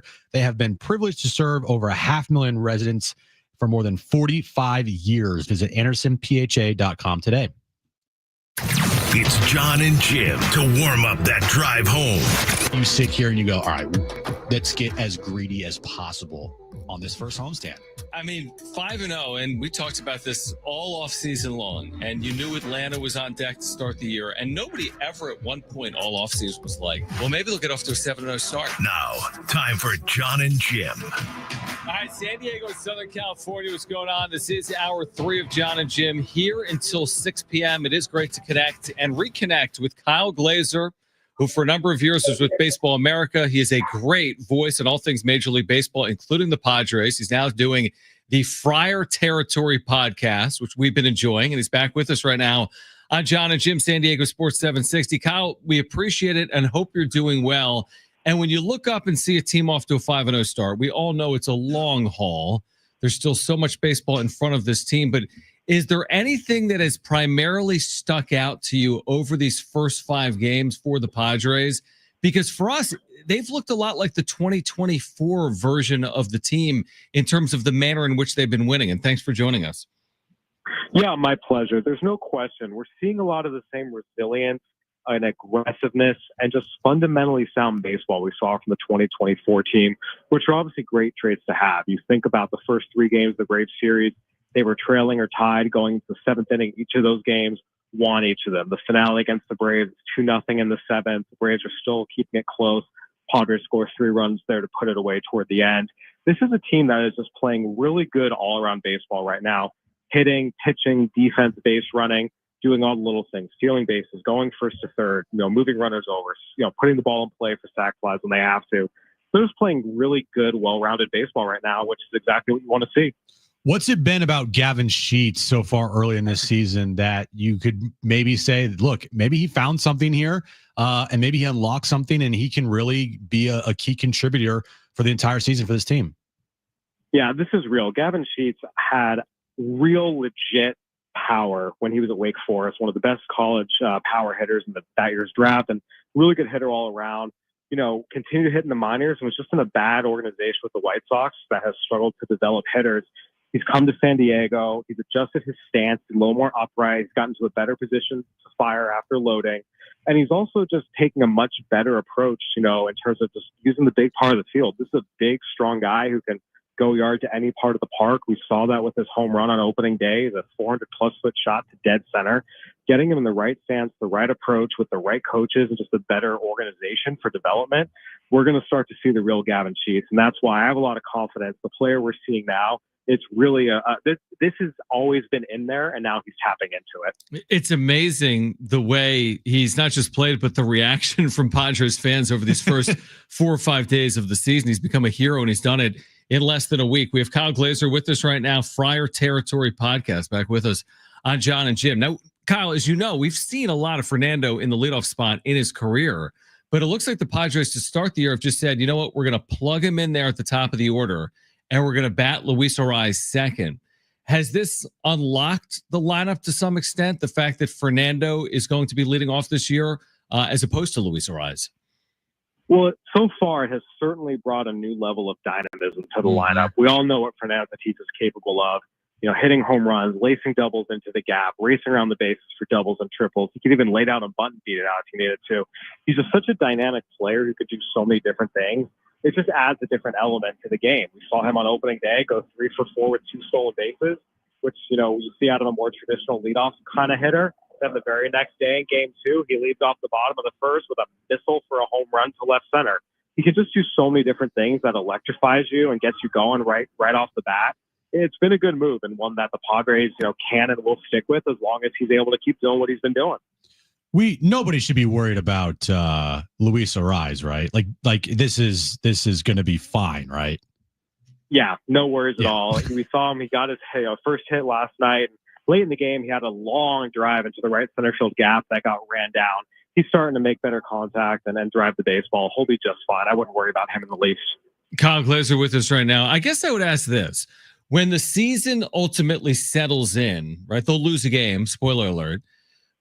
What concerns you the most? Like once we get into the nitty gritty, when you think about who the Padres were heading into the season, when you had questions about this team as a whole, where are the question marks that you would forecast moving forward once this, honeymoon comes to an end at some point once we get going? The biggest thing is just going to be health. And while that's true for all teams, it's especially true for the Padres. Organizationally, they do not have much depth at all in AAA right now. Most of their talented prospects have yet to play above A ball. So, and we see that in the fact the Padres had 4 non-roster invitees to spring training make their opening day roster. That doesn't happen on a team where you have sufficient depth. So it really is a situation where as long as everyone stays healthy, they'll be in good shape. But if Tatis gets hurt again, if Machado goes through an injury, if Bogarts gets hurt again, if you start seeing 2 or 3 guys go down with injuries at the same time, the Padres don't really have the depth to cover it that you would like. So I've said it all year. If they stay healthy, and I mean everyone stays healthy, this has a chance to be a 90-plus win team. But we know that that's just not what happens in baseball. Guys get hurt. It's a long season. Things happen. And the Padres really, really, really need to not have more than 1 or 2 key guys hurt at any given point because organizationally, the depth to overcome it just isn't there like it maybe has been in previous years. What's been the most impressive thing that you've seen from Jackson Merrill to start his sophomore season? Just how good the swing looks. So a lot of times we see guys who have great rookie years and they come out the next, season and they've tried to change something or do too much. And we see guys go through sophomore slumps a lot. Corbin Carroll got his swing jacked up the first half of last year. Julio Rodriguez was chasing everything the first half of his second year. And Jackson Merrill's come out and his swing looks even better. He's calm, he's balanced, it's tight, he's driving balls, to his pull side, he's lining them the other way. I mean, right now he's swinging like a batting champion. It's just super, super impressive. We've talked so much about Jackson Merrill and his ability to adapt and adjust rapidly, even with, limited experience and his age. And he just continues to show it. His swing looks flawless right now. And it's really, really impressive because a lot of really talented second-year players, that's not the case. It takes them a little bit to rediscover it with the pressures of a second year.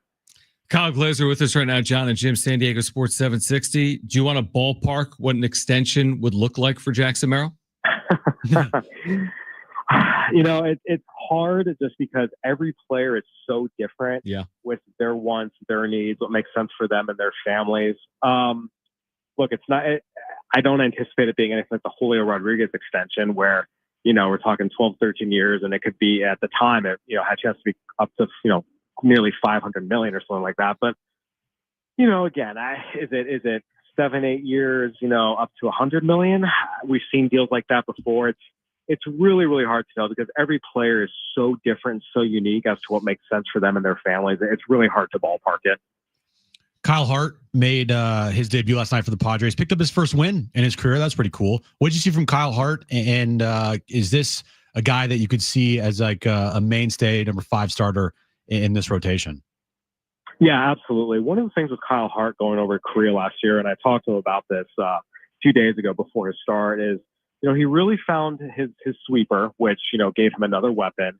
And the biggest thing with him, too, is he also just got more opportunity to pitch through things, go through, hey, I got rocked today, but I can take those adjustments into the next start. You're not worried about constantly being dropped down to, AAA. So, we're seeing a Kyle Hart that's just more comfortable, more poised. Mike Schilt talked a lot last night about just how in control he was. He gave up those 2 solo homers, Jose Ramirez and Austin Hedges, but again, there wasn't a ton of traffic on the bases. His pitch count was reasonable. He seemed like he was in control the whole way. I think with the poise, the improved slider, just kind of the improved pitchability, this is someone who absolutely could stick in the number 5 spot and be effective for the Padres and give a lot of what he gave last night. 5 innings, 2 runs. If you get that consistently from your number 5 starter, you're in great shape. Kyle Glazer with us right now, Jon and Jim. Are people making too much of these torpedo bats? I believe so. These things have actually been around for a few years. It just kind of blew up because the Yankees used them. Look, every player has their own preferences for length, weight, how big of a sweet spot they have, barrel thinness, barrel type, handle thinness, handle type. I mean, it just, everything is so unique, and a lot of players have long liked, the thinner handle with the larger barrel. And this is just the new model. And I think because it's the Yankees, it kind of blew up, but these are not new bats. They've been around for a few years, and it really is just player preference, and they found something that works for them, and it's within legal specifications. I think it's not really that big of a story, but because it's New York, it became a huge story. And they also hit like 75 home runs off the Brewers as well. Brewers actually might not be good when you think about it. How surprised were you when you saw the news of Profar yesterday? Obviously very surprised. You always want to see the best in people and believe the best in people. Yep. And I think anytime someone gets popped for a PED suspension, it's sad and it's disappointing. And look, he is, was a beloved figure here in San Diego. He came out in his statement with the MLBPA saying that he was tested 8 times last year and tested negative each time. Obviously that's his statement. We don't have a way to verify it, but this positive test certainly, it hurts a lot of folks in San Diego because of how beloved he was here. Manny Machado and Farhan Tatis and Mike Schill all talked about last night and yesterday that, obviously it kind of sucks, but they love Profar and he's their boy and they're going to stick with him through this time. I mean, I don't think anyone's opinion in the clubhouse has changed with him, but it certainly is just disappointing news for everyone because of everything he did for the club last year and how beloved he is in San Diego. Does it make you feel any differently about his season last year, knowing that, it was a career year for him? He got this big contract and it looks like, he got popped for this in the offseason. It came back to start this year. Does this make you feel any differently about his season last year? I think speaking broadly, anytime a player tests positive for a PED, especially one that is used as a masking agent to restart a testosterone cycle after you cycle off of anabolic steroids, yeah, it certainly makes you question some things. At the same time, I think it's important to stick with the facts of what we know and not try to make too many suppositions. So we know he tested positive for this, fertility drug. That's a masking agent in the off season. And as of now, there's no proof he did anything during the regular season. And I think we just have to kind of stick with that. 43,000 or whatever they had last night. And I know it was Jackson Merrill bobblehead. I think they've had 5 technical sellouts so far. I know this is kind of who they've become. They've drawn 3 million now the last couple of years. It's not even a question, but is it remarkable from your seat to watch what this franchise has become as they've become one of the more consistent drawers, so to speak, in the entire league? Absolutely. I think we all remember from, the entire 2010s when there'd be 15,000 fans in the stands and a lot of them would leave early. I mean, for a Monday night when it's cold and rainy and school is still in session, for them to get 43,000 fans in the stands, it's not like, they came, they got their Merrill bobbleheads, and by the 5th inning and it emptied out. I mean, the place was packed. It was rocking. It was loud, start to finish. I mean, by the end of the game, most of the stadium was still full. And it really is remarkable. And I think ultimately, above all else, that is the legacy of Peter Seidler and what this organization built was, a home field advantage and an environment for baseball that is, I don't want to say unparalleled across the league, but certainly first class and one of the best in baseball. And that's a true testament to Peter Seidler. And I think that ultimately is his legacy. Yeah, it's well said. It really is. Kyle, we love your perspective. We appreciate you taking time for us. It's been a fun start, obviously, for Padres fans. We'll catch up with you again as the season gets going here. All right. Thanks, Kyle. No problem, guys. Happy to join you anytime. We appreciate you, Kyle Glazer. Friar Territory Podcast. He's doing that with Mike Cameron, Heath Bell. He's a great resource for baseball fans and Padres fans. We'll get to the wrap on the other side. By the way, Dan Szymborski Fangraphs is confirmed. He'll join us today as well at 5:30. Dan Szymborski, the analytical look at the Padres' 5-0 start. Can they do this, Jim? Can they pull off the 162-0? We'll ask Dan coming up at 5:30. If you missed our conversation with Jeremiah Odin, the newest Aztec men's basketball commit, you'll hear that at 4:30, but the wrap is next. Jon and Jim.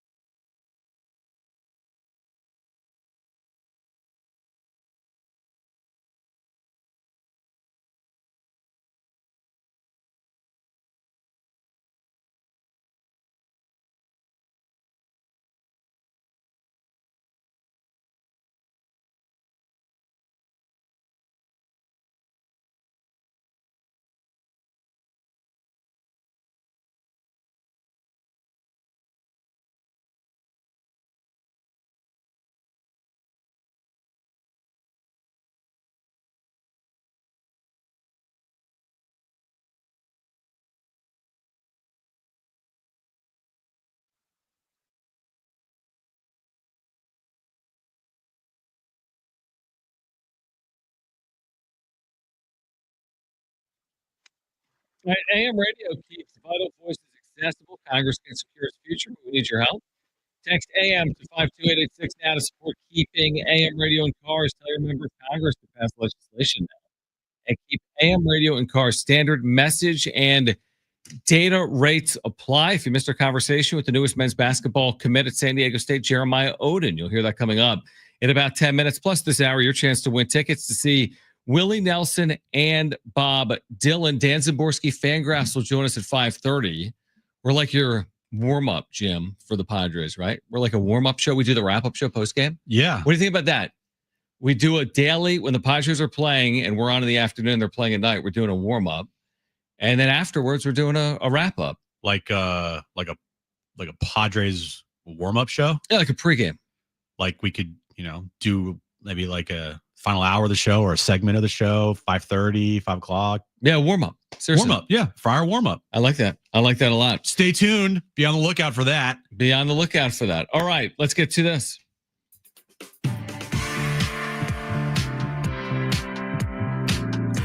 Where does Lamont Butler's shot rank for you all time in San Diego sports moments? I would say, look, again, I've only been here since 2010, so there are moments I'm definitely missing, like Tony Gwynn's 3,000 hit, Garvey home run, getting to the 98 World Series. But for me, it's easily like a top 3 moment. Top 3. Now, you mentioned Cronenworth against the Dodgers. What else would be in there? Tony's 3,000 hit, but it was a regular season game in front of like 5,000 people in Montreal. Yeah. But still, it was a huge moment in San Diego. The Garvey home run, obviously. The difference between something like a 3,000th hit is once you're at 29.99, it's an inevitability. Yeah. Going into the Final Four, nobody knew that it would end that way. It's the only Final Four game ever to end on a buzzer beater when the team that shot it was trailing. For me, and I'm biased, it's number 1. It's not close for me. Now, I get that Jay Cronenworth in recent history against the Dodgers, that was massive. And so I completely get that. But to me, with that many people watching, I think in the neighborhood of 15 to 20 million people were watching that game. With that many people watching, with that many eyeballs to come through in that moment, to me, it's number 1 in recent history. You could certainly argue where it is all time as not being number 1, but for me in recent history, San Diego sports history, it's number 1. It's a call that you'll remember forever, both from Ted and Jim Nantz. It's a San Diego State miracle. Yep. Like, love that line. And obviously that wasn't rehearsed. It wasn't like Jim Nantz is like, you know what? If they hit a game winner, I'm going to pull that out. Like, it just was off the cuff. And Rafter's like, onions. Yeah. Dude, I watched it probably 5 times this morning. Yeah, I watched a lot today. It would have been better if we could have watched it on the video that you will not post. But, it is what it is. Yeah, I me guess. Falling over or whatever. Yeah. I still don't understand why you even posted that. One day. Day I retire.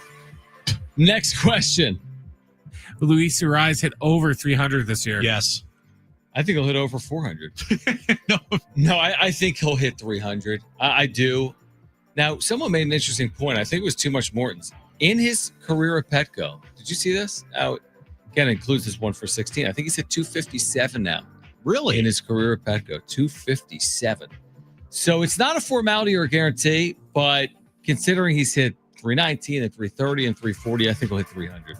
Well, again, I'm not good at math either.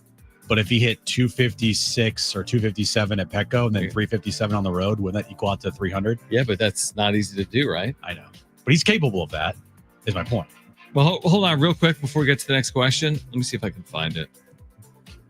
Not that anyone really cares. So that means probably you shouldn't talk about it. All right, here it is. Oh, here we go. Luis Urias in his career, 283 plate appearances, 257, 278 on base. That's why it's not leading off here. 320 slug at Petco Park. Petco can do that to players. Next question. Should the NFL ban the tush push? I mean, there's a lot of talk of it right now. It was funny. The Sean McVay was on, I think it might have been on Rich Eisen's show or something. And he kind of was playing both sides of the fence. He's like, you know what? I don't want to be that person that, bans a football play because it's really good. But also, I mean, how the play is run, it's a health concern, and it's not a football play. It's like, wait, you just said it was a football play. I think if you modify it, because it's a rugby play, it's literally just you hike the ball and everyone just dives forward, and Jalen Hurts just rides on top of the offensive lineman, and it's literally unstoppable. I think what NFL teams are trying to do is display that this is a safety concern more than it's unstoppable, not fair. We need to stop it. Well, isn't there some irony and it's a safety concern? You're playing football. That is true. So I don't see any true reason to ban it currently. I'm not saying that it has to be in the sport for forever, but there are other safety concerns in the sport. I've watched it. There are other safety concerns in the sport. I don't think it needs to be banned. Could there be some modification to it? Maybe. I don't know what those would be. Can you run it every single play of every single football game? Okay, maybe that's extreme, but I don't think it needs to be banned at this point. I really don't. Next question. I don't either. What will Michael King's line be tonight? I think he's going to go... 9 1/3? Yeah, probably go 10. They'll win 8-0 in 9, but no go 10. hits, no walks, no runs, 26 strikeouts. I'm going to go 5 2/3, 1 earned run, 6 strikeouts, 2 walks. I think it's going to be a bounce back game for King. Yeah, I'm going to go 6 innings, 6 hits, 1 run, it's earned, 1 walk, 6 strikeouts. What did you say? I forget. I said 5 2/3, 1 run, 2 walks, 6 strikeouts. He's bouncing back tonight. It's a bounce back game. I agree. It's a bounce back game. All right. On the other side, if you missed Jeremiah Odin, San Diego State's newest commit, we had him on the show earlier today. We'll share that conversation with you on the other side. In addition, San Diego State has a point guard on campus today. Steph Curry? Via the portal. Remember, they lost portal. Nick Boyd in the portal. What do they say? The portal taketh and the portal giveth. There is a point guard on campus for San Diego State right now. We'll share that information with you on the other side. Jeremiah Odin, the newest Aztec commit. If you missed our conversation, that's next.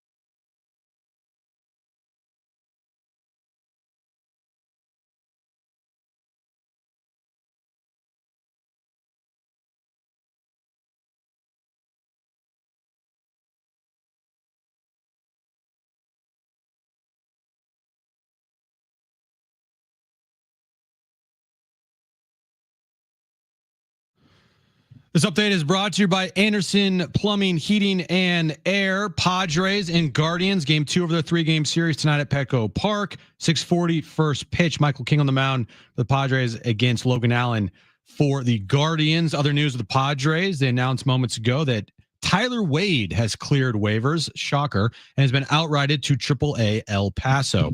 Anderson's drain stoppage is guaranteed. Solve issues for $63 or it's on the house. Nobody wows clients like they do. Anderson Plumbing, Heating, and Air has been privileged to serve over 500,000 residential clients for more than 45 years. Visit AndersonPHA.com today.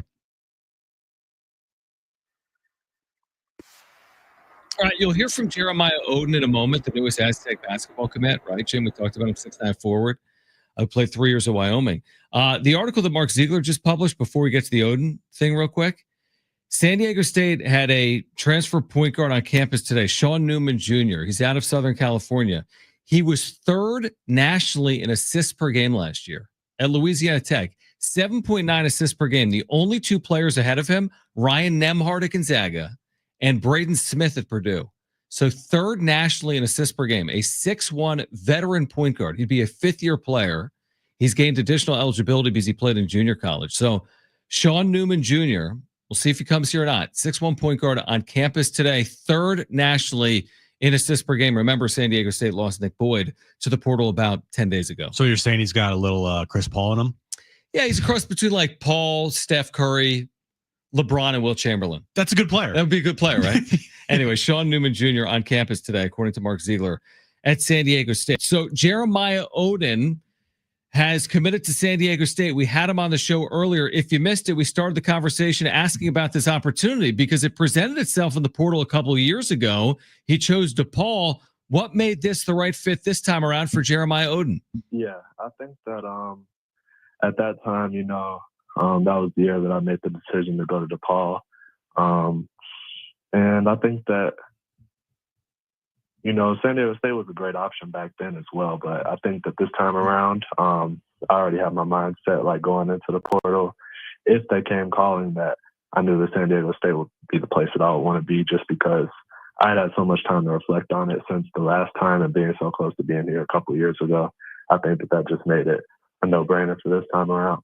So Jeremiah, with the way that college basketball and college athletics goes, I mean, the portal and NIL is a huge thing. And you've been in the portal now multiple times. So how does that process go? Like, once you enter the portal, how quickly do you start getting calls, and how quickly did you get a call here from San Diego State when you entered the portal?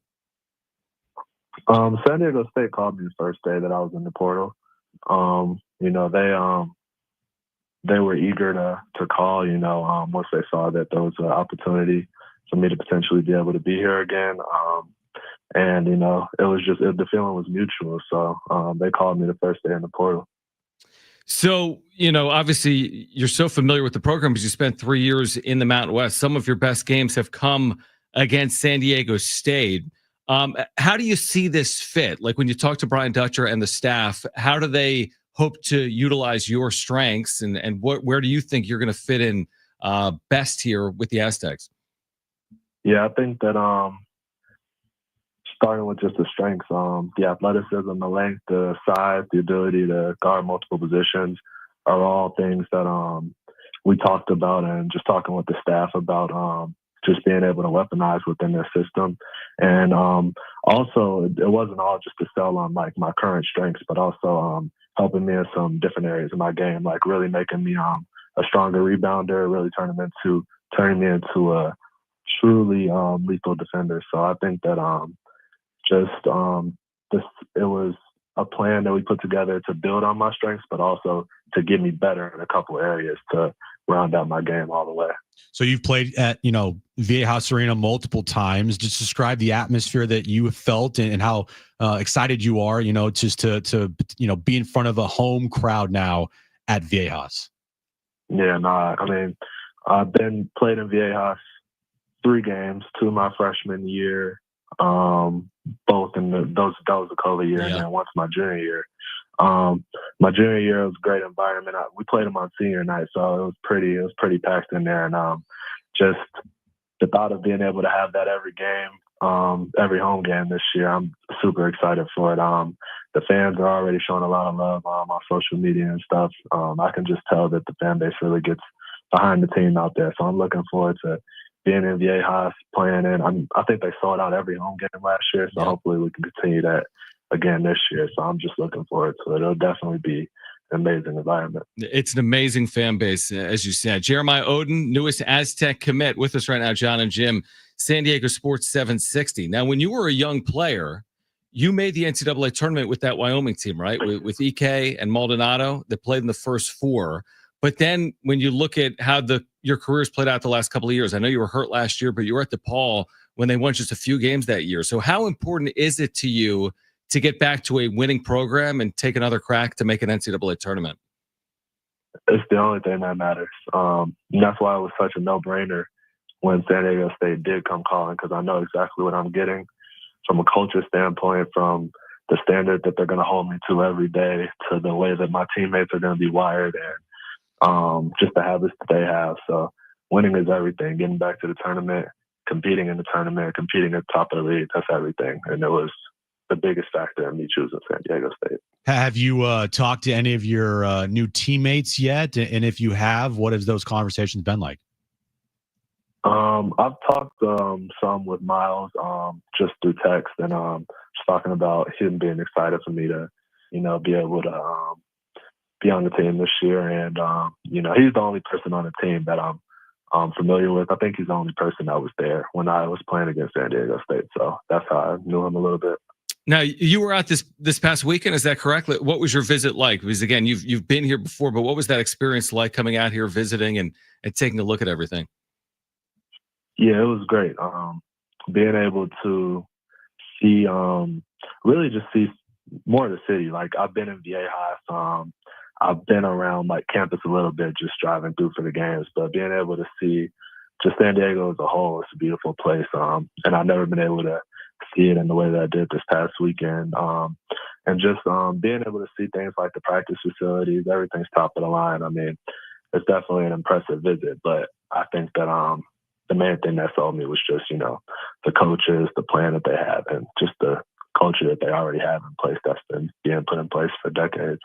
Yeah, I'm wondering, because I saw your quotes to Mark about that. I mean, you saw the success of San Diego State firsthand as the Aztecs go to a national championship. Then a couple of years ago, Sweet 16, last year, the tournament. They've made the tournament 5 straight years. It would be 6, if not for the pandemic in 2020 when they went 30-2. From your seat, what's it been like to watch San Diego State's success from afar and playing the Aztecs? What is that experience like? Like, what are you getting into as a player when you're playing against the San Diego State team?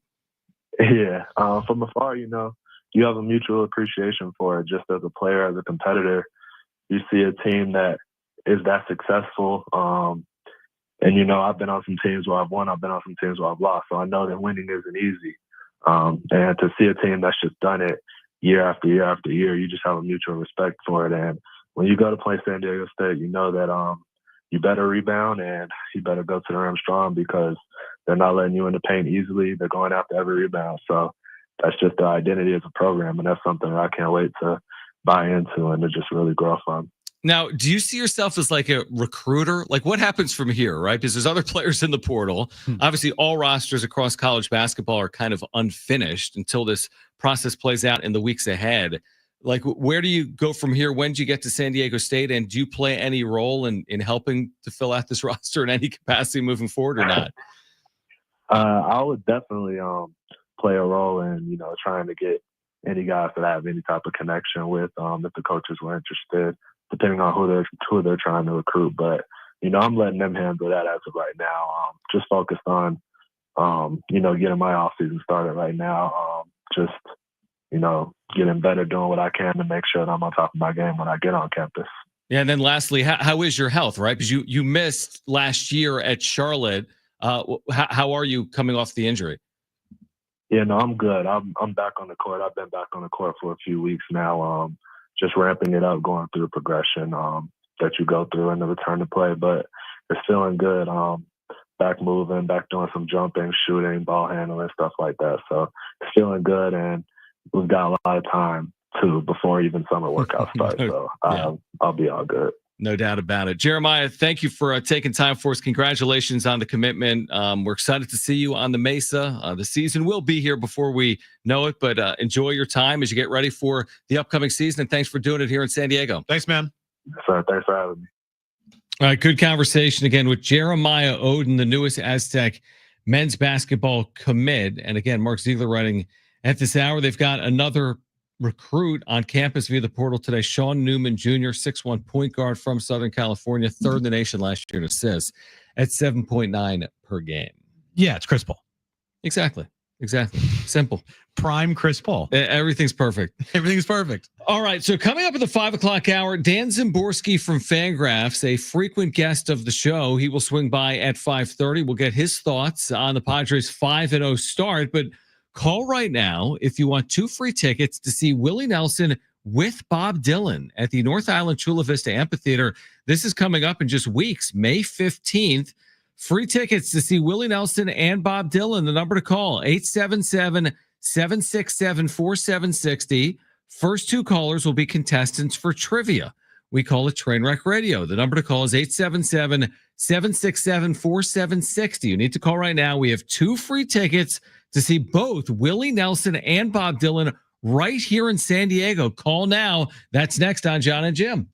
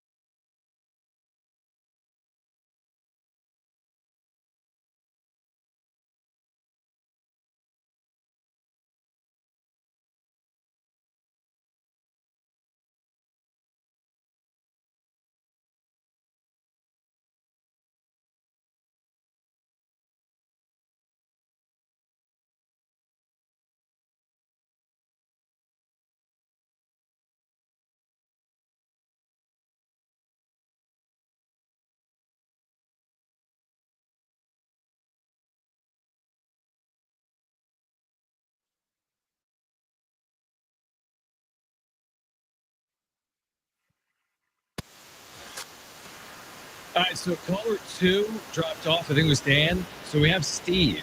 If you want Willie Nelson and Bob Dylan tickets, if you want to play Steve for a chance to win 2 free tickets to see Willie Nelson with Bob Dylan, you need to call right now, 877-767-4760. We have 2 free tickets. The show is coming up May 15th. This is a chance to see both Willie Nelson and Bob Dylan right here, North Island Chula Vista Amphitheater. If you want those 2 free tickets, pick up your phone right now and call this number, 877-767-4760. That's 877-767-4760. Call right now if you want those 2 free tickets to see Willie Nelson with Bob Dylan. We have Dan Zimborski from Fangraphs coming up to join us at 5:30 as we get you ready for Game 6 of the season. Padres and Guardians coming up tonight, Jim, at 6:40 in about 2 hours. Did you see what happened in Sacramento the other night? Well, I saw a number of things that have happened in Sacramento. They had all kinds of issues, if you're talking about the A's with their game, with the press conferences out of a shed, with their radio and television broadcast issues, I think transmission-wise, right? They couldn't keep their broadcasts on the air. Correct. Because of the either Wi-Fi or transmission issue or whatever the case may be. It was radio and TV, right? Yeah. No, well, it was mostly radio. Okay. I think it was also TV as well. And I think they had TV issues too. But it was such amateur hour. You want to know why? Because they're in a minor league stadium that's not built to deal with probably whatever's going on in the major leagues. I mean, I guess it seats 14,000 and like it wasn't full and people left in like the 4th inning. Yeah. It was very weird. And there were like 6,000 people there at the end. Somebody posted a picture of somebody in the stands wearing a Wander Franco jersey. I'm like, well, that's a little odd. That is very odd. And like, did you hear the story? Yeah, you might want to rethink your decision. Dude. The A's saga is truly that. I have no faith that they just like, oh, in a couple of years they'll be in Vegas. Will they? Yeah. Right, like, or is it going to take another half decade? And what's going to happen when they get to Las Vegas? The most incompetent owner. He has taken the mantle over Dean. At least Dean, realized that he couldn't get anything done on his own. So he had to suck up to the other owners and basically get grandfathered in to the stadium, Inglewood, up in Inglewood at SoFi. Yeah. Like he had no wherewithal. He had no business moxie and nothing. He can't get anything done on his own. So he knew he had to get on his knees, and that's how he got in to a beautiful new stadium. The A's owner has no clue what they're doing, and I think they're awful. I mean, John Fisher is the worst. Are you ready for Padres A's in Sacramento next week? That's why I wanted to talk about it briefly, because that's where they're going to be playing. Should next we week. Go do a radio show from up there where you can't hear us since they can't do a radio broadcast from up there? Can we borrow the shed? Seriously, if you haven't seen the shed, they're doing press conferences in a tool shed. It's amazing. It's just like a shed. I mean, I'm not exaggerating. No. It's an actual shed where they're doing press conferences. All right, Dan Zimborski, Fangraphs at 5:30. Getting you ready for Padres baseball tonight against Cleveland. And right now, let's get to this.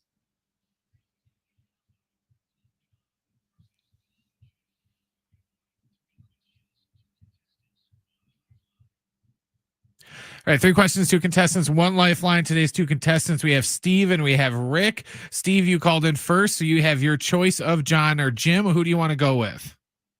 I'll go with John today. All right, Steve and John. Steve and John. Rick, you get Jim, okay? All right. All right. Brent, what is the question of the day? All right, guys.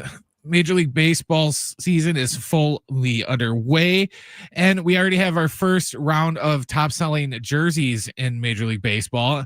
We are looking for the top 8 selling jerseys in MLB based on sales of Nike jerseys from Fanatic Network sites, including MLB Shop, and this is since the end of the World Series.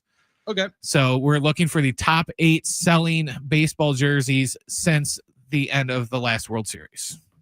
Rick, you're up first. What's your first guess? You do have a lifeline if you want to use it. Let's go with Otani. Otani. No. I don't know. Is he popular? I think he's popular. Okay. Steve, you're up next. What is your first guess? And you do have a lifeline if you want to use it. I'm going to go with Aaron Judge. Aaron Judge is on the list. There All right.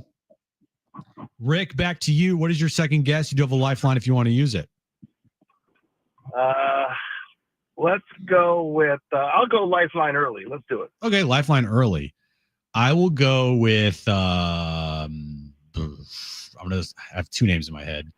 Probably should just be easy. I'll go with Bryce Harper. Do you take that?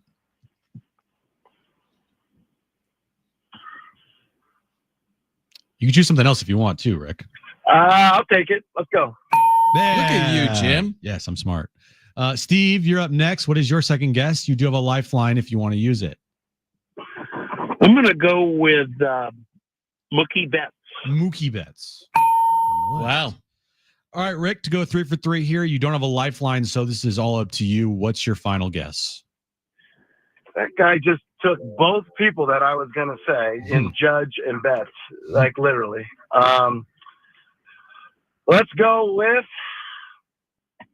Fernando Tatis Jr. Fernando Tatis Jr. No. Wait, so where are we tied going to the bottom of the third? We are tied, but No, Steve has a chance to walk it off. Steve can walk off. Yeah, bottom Steve. of the third. Yeah. Steve, to walk it off right here, final guess. You do have a lifeline if you want to use it. I'll take my lifeline. Freddie Freeman. Do you take that or you have another guess, Steve? No, I'll take that. Freddie Freeman. Boom. Wow. Had to be. When the World Series ended. Darn it. It's all Dodgers, right? Otani, Freeman, Betts, Yamamoto. Otani's dog. Right? Yeah, exactly. Yeah, probably. Yamamoto's on the Sasaki. list somewhere. Who's on the list? Sasaki. Tatis is 12th, by the way. Shohei is number 1. Freddie Freeman is 2. Juan Soto. Everyone had to go get the Mets jersey. Yeah. Mookie Betts was 4. Judge was 5. Francisco Lindor was 6. Okay. Bryce Harper was 7. And Jose Altuve was number 8. Altuve, still hanging on. Manny was 20. So we had 2 Padres in the top 10. 2 top 20 Machado. And a lot of Dodgers. Yeah. A lot of Dodgers. A lot of Dodgers. Congratulations. You've won a pair of tickets to 6. see the Outlaw Music Festival featuring Willie Nelson and Bob Dylan. This will be at the North Island Chula Vista Amphitheater May 15th. For tickets and information, visit Ticketmaster.com. Again, Willie Nelson, Bob Dylan, right here in San Diego, May 15th. Tickets and info at Ticketmaster.com. Now, you said yesterday, I think your Gavin Sheets jersey was in the cart. Are you sneezing? No, I was looking up at the D-backs Yankees score. That's Corbin Burns on the mound. Okay. Yes, Yankee Stadium tonight. Mm-hmm. Did you buy the Gavin Sheets jersey that you said was in the cart and you had officially purchased?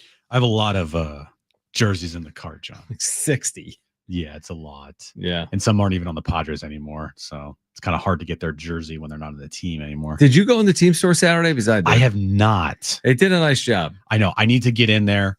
We're looking to go because I've been to the game in the press box, but Erin wanted to go for her birthday because her mom's going to be in town and she's having surgery that week. So like her birthday is on the 15th, tax day, and she's getting surgery on the following day. And so we can't do anything that night. So we're trying to do everything on the weekend. So we're trying to get to a game on that Sunday. Well, I'll say this. The store was always printing money, but the store on Saturday was printing more money. And I was going to say, that's probably when I would go see the team store. Dude, it was unbelievable because we went in, the gates opened 2 hours early, and I was in the store, I'd say, an hour and 50 minutes before the game. And I left 10 minutes later, and there was a long line to get in the store. This was an hour and 40 minutes before the game, and there was a long line to get in the store. So they did a nice job at the renovation. How much but money the jerseys still aren't cheap. How much money did you spend in that store? Well, you saw what I bought Jones, like I these did. little teeny teammates or something, these little dudes. For $49.99. It's like $30, and I think I bought him a That was baseball. $30? Yeah, maybe more. Wow. Bought him a baseball, $12. I didn't buy myself anything. I don't know. We spent $50. You can't get out of there spending less than $50. That's No. not even possible. There's nothing in that store that's less than $20. I don't even know if they have Gavin Sheets jerseys in there, but they will based on the way he's playing. They might put him in there. I need some Dairy Bonds. I need some Dairy Bonds shirts and some Holy Sheets shirts. Coming soon. Yeah. All right. We'll get you ready for tonight. Padres, Guardians, what you need to know. Plus at 5:30, Dan Zimborski from Fangraphs back on the show. His thoughts on the 5-0 Padres 1 week in to the 2025 regular season. Hour 4 of Jon and Jim. We are here until 6 p.m. That's next. Stay with us.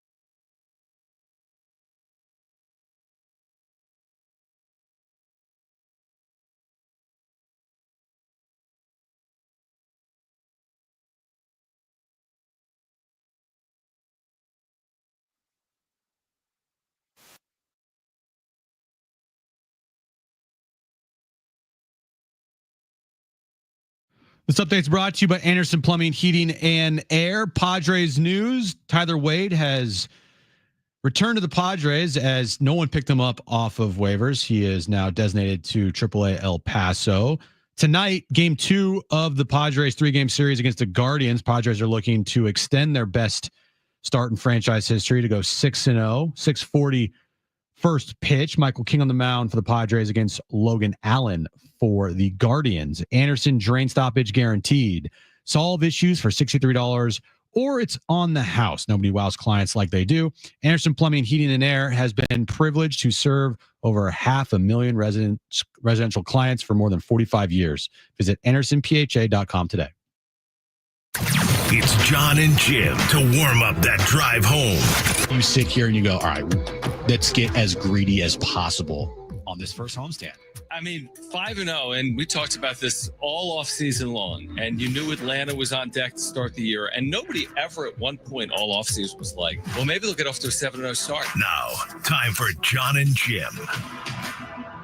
All right, San Diego and Southern California, what's going on? This is hour 4 of Jon and Jim. We are here until 6 p.m. We do have a friend of the show, Dan Zimborski from Fangraphs, joining us in 30 minutes at 5:30. We are getting ready for Padres and Guardians. This is game 6 of the season.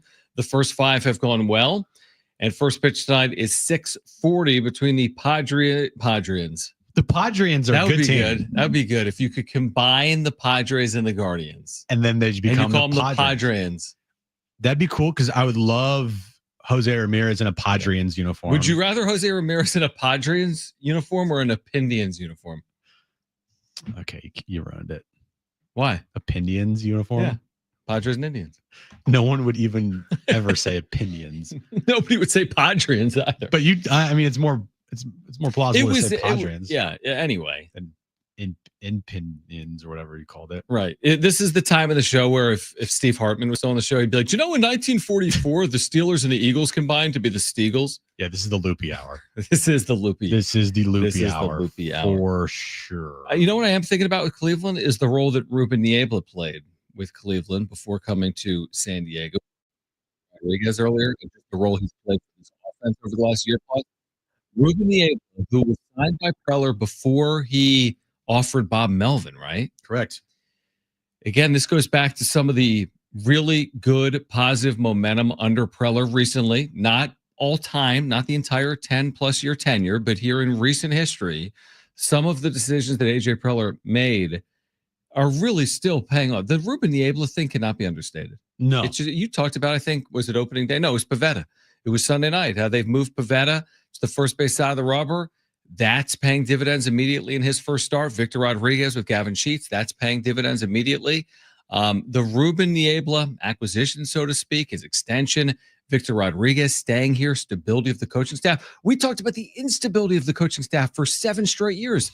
And now here we are talking about how stable the Padres are right now. This team couldn't have a consistent hitting coach for more than one season at a time. Yeah, they had some seasons with multiple. You know, they Darren Balsley was here for a long time. He was. As their pitching coach. Shout out Balsley. And then it was Larry Rothschild. Remember that experiment? Yeah, I do. Larry Rothschild. Yeah, it didn't work out. He spoke one time to the media, and that was the only time he spoke to I forget what he said. Wasn't he like, I don't really agree with the philosophies they have around here? Yeah, they're very analytically driven. He's like, I'm not like that. Yeah. I'm like, okay, you're not talking anymore. Some people like Wayne Kirby. Oh, yeah, he said something.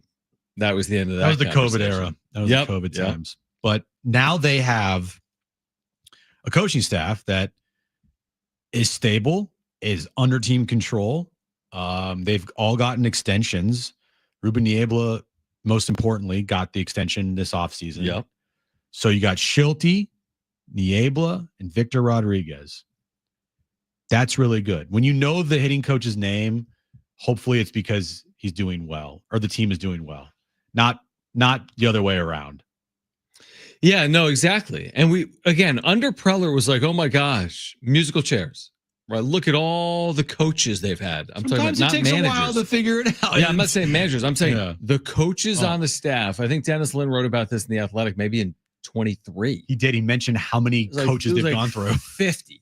right? So many. But now you retain, correct me if I'm wrong, Everybody returns. Everyone returns. So you have everyone returning from a 93 win team. And I'm not talking about the team.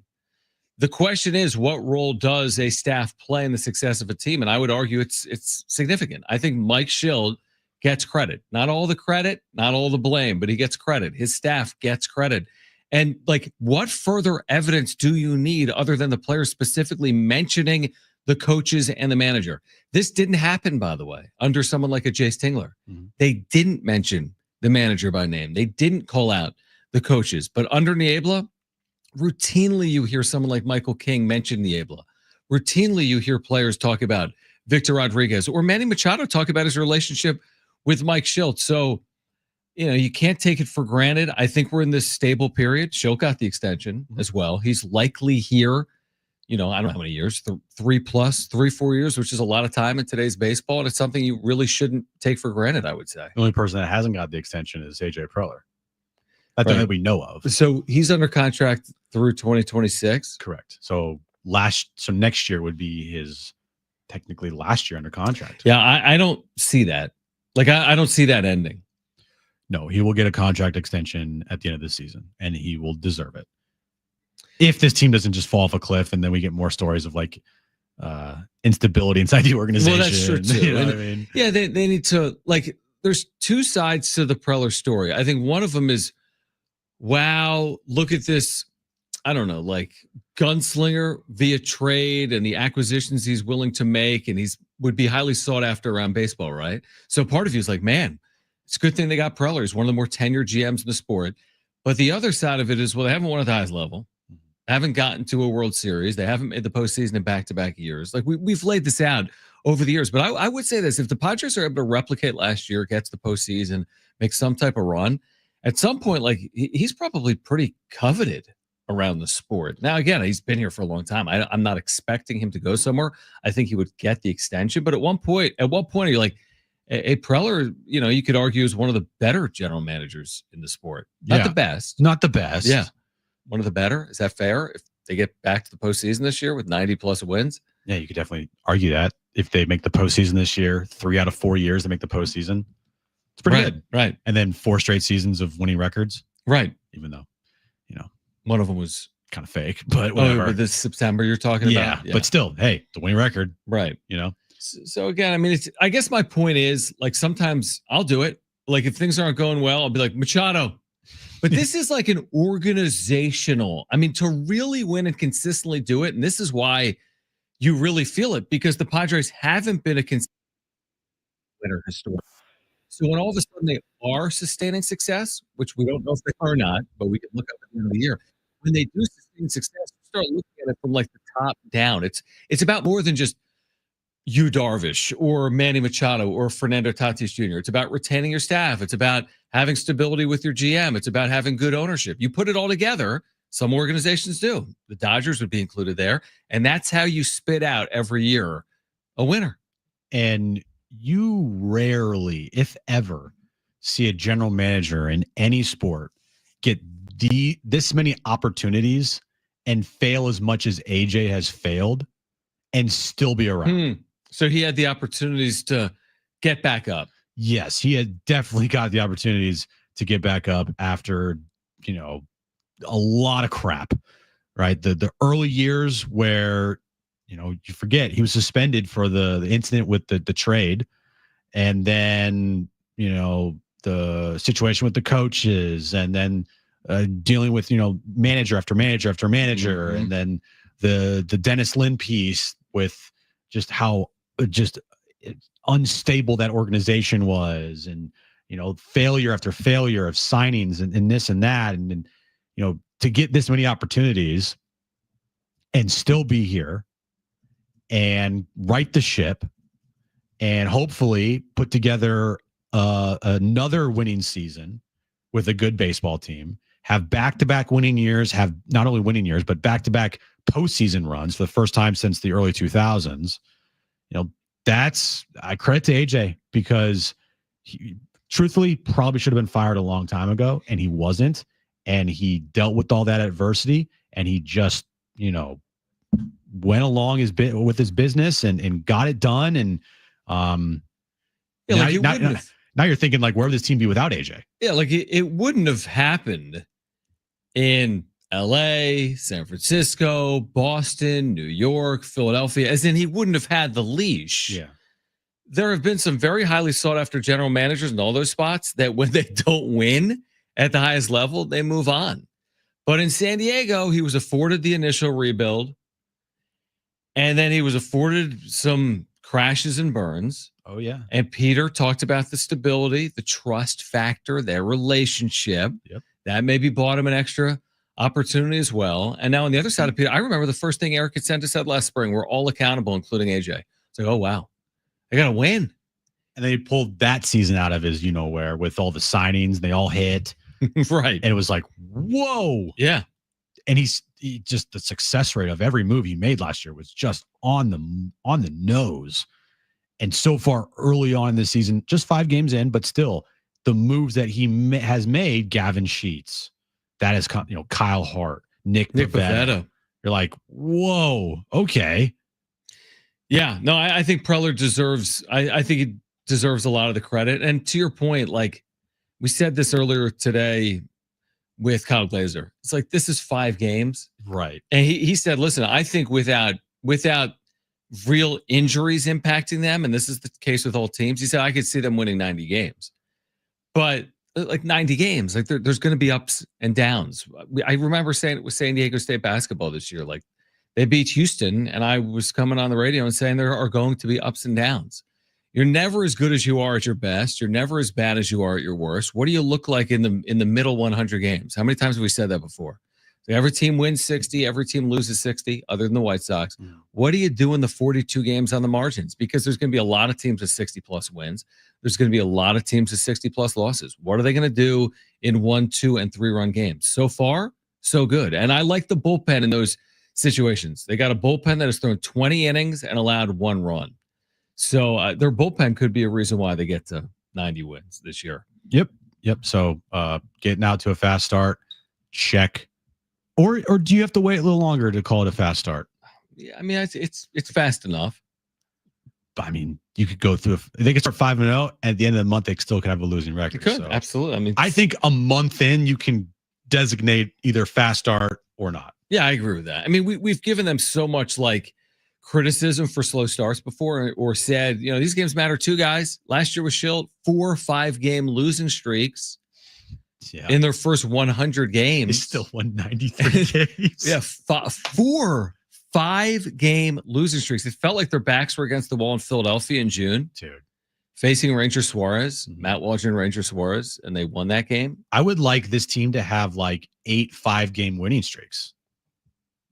Well, they have one. They have one at least. They only need 7 more to get to 8. Yeah, instead of 5-game losing streaks, let's have a bunch of 5-game winning streaks. That'd be fun. How about 10? How about 11? I'm just saying 10-game winning streaks. How about just never lose? Even better. Even better. Padres Guardians coming up tonight at 6:40. Dan Zimborski will join us coming up at 5:30 from Fangraphs. His thoughts on the Padres' very fast start, 5-0 overall here in the NL West. We have Jim's back page coming up. We're here until 6 p.m. It's Jon and Jim.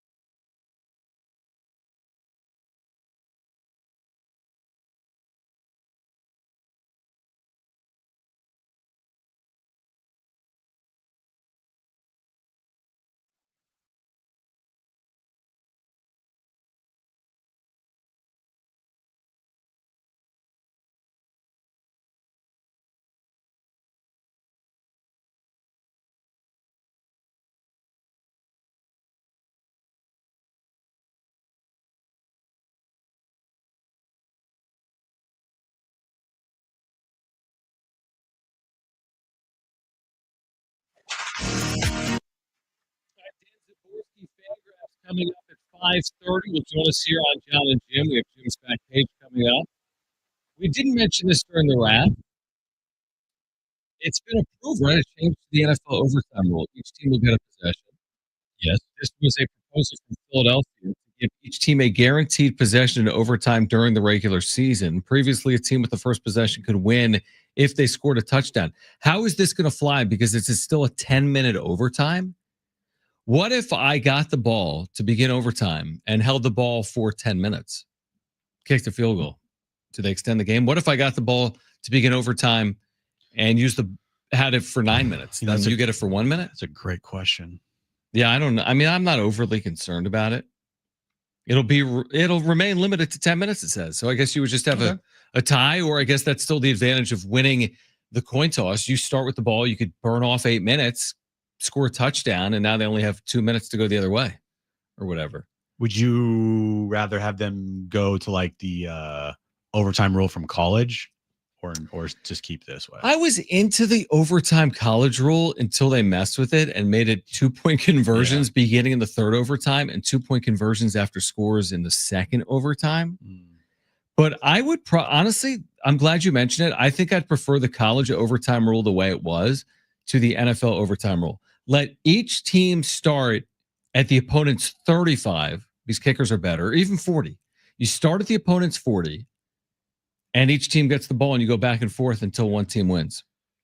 Yeah, I still wish that they fixed some rules like, I don't know, pass interference. I mean, having that be a spot foul is ridiculous. Can we fix the spot foul rule? Agreed. Because that's stupid. Mm-hmm. But crickets on that. The overtime rule it's constantly changing. It feels constantly. I never know what it is. Yeah. Now, did they fix the spotting of the ball? Do you know that? I don't know. They're using Sony's Hawkeye technology to measure first downs. Okay, cool. So I don't know what that is, but I assume they're going to do a better job with measurements than they do with like the chain gang. So they'll switch. All right, this was announced today. The method for measuring first downs in the NFL will switch from chain gangs to camera-based technology. Okay. So I think that's probably a positive. You got this $1 trillion sport, and some dude just puts the ball down. Yeah, it's just, right? it's like you're determining seasons, legacies, careers. Like, it goes right there. Didn't we just see this play out? What game was Buffalo and Kansas City. Thank you. Should have been a first down. Wasn't a first down. Everyone's like, what the hell's going on here? And it potentially cost the Bills. AFC Championship. Yeah. We're talking about legacy-defining moments. They're just spotting the ball randomly. Oh, God. So that's now over.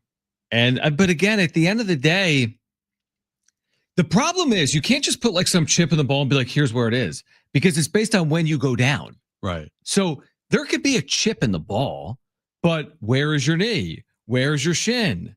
Where's your hand? It's so funny because I'll watch sometimes like old NFL games on NFL Network from NFL Films. They're just making stuff up. Oh my gosh. There was one game. It was a 49ers game. I think it was the playoff game against where was it? No, it was it was Niners Packers 1999 or 1990s. Yeah, 1999. Okay. I think it was. And it was the TO catch game. Yep. And on the final drive, Jerry Rice never catches the ball. And they call it a first down. And there was no replay back then. And without that catch, it was a fourth down. Mm-hmm. It's over. Or I think it was a fourth down. I don't remember. But I remember that. I'm like, dude, some of these calls back then are wild because there was no social media, so nobody could critique it. Yeah. And these are some of the worst spots, calls, fouls, everything. Okay, so let me ask you this. I'm glad you brought that up.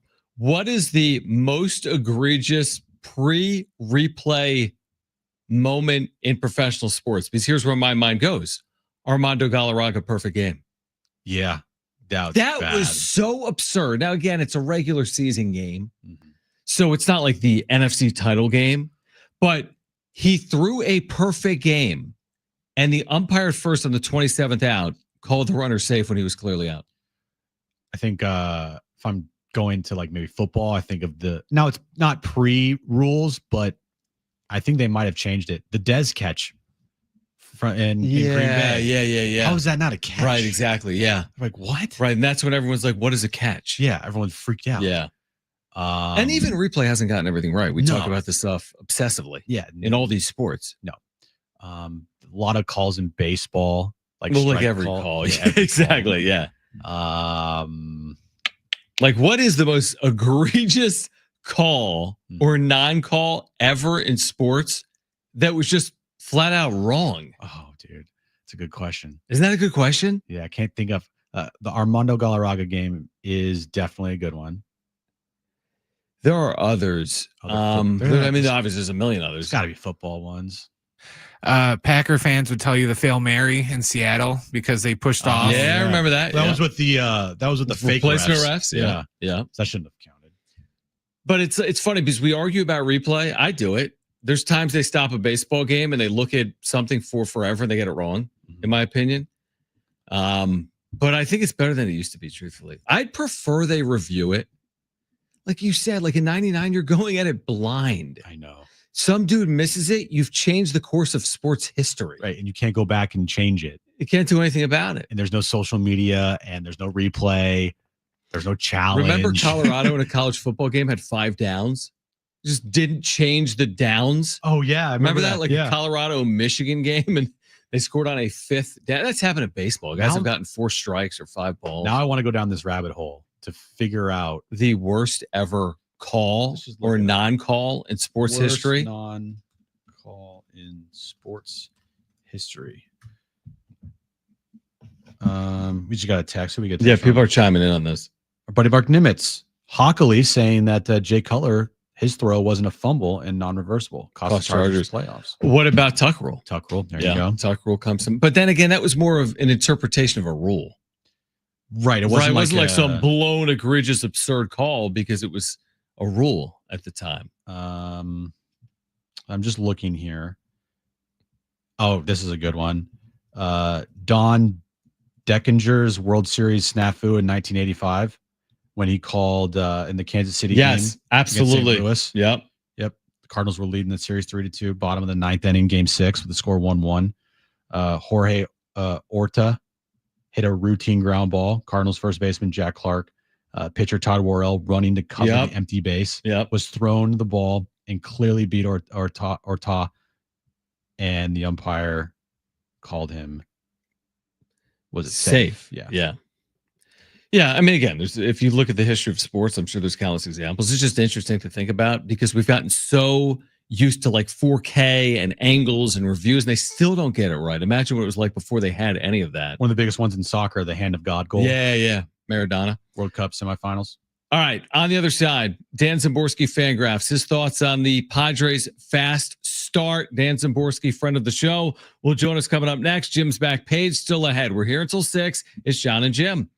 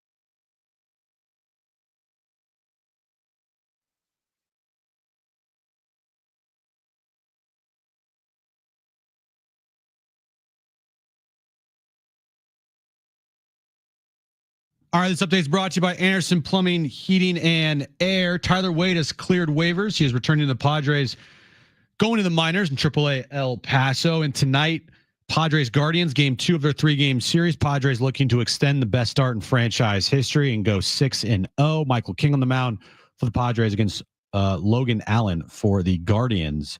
Anderson drain stoppage is guaranteed. Solve issues for $63 or it's on the house. Nobody wows clients like they do. Anderson Plumbing, Heating, and Air has been privileged to serve over 500,000 residential clients for more than 45 years. Visit AndersonPHA.com today.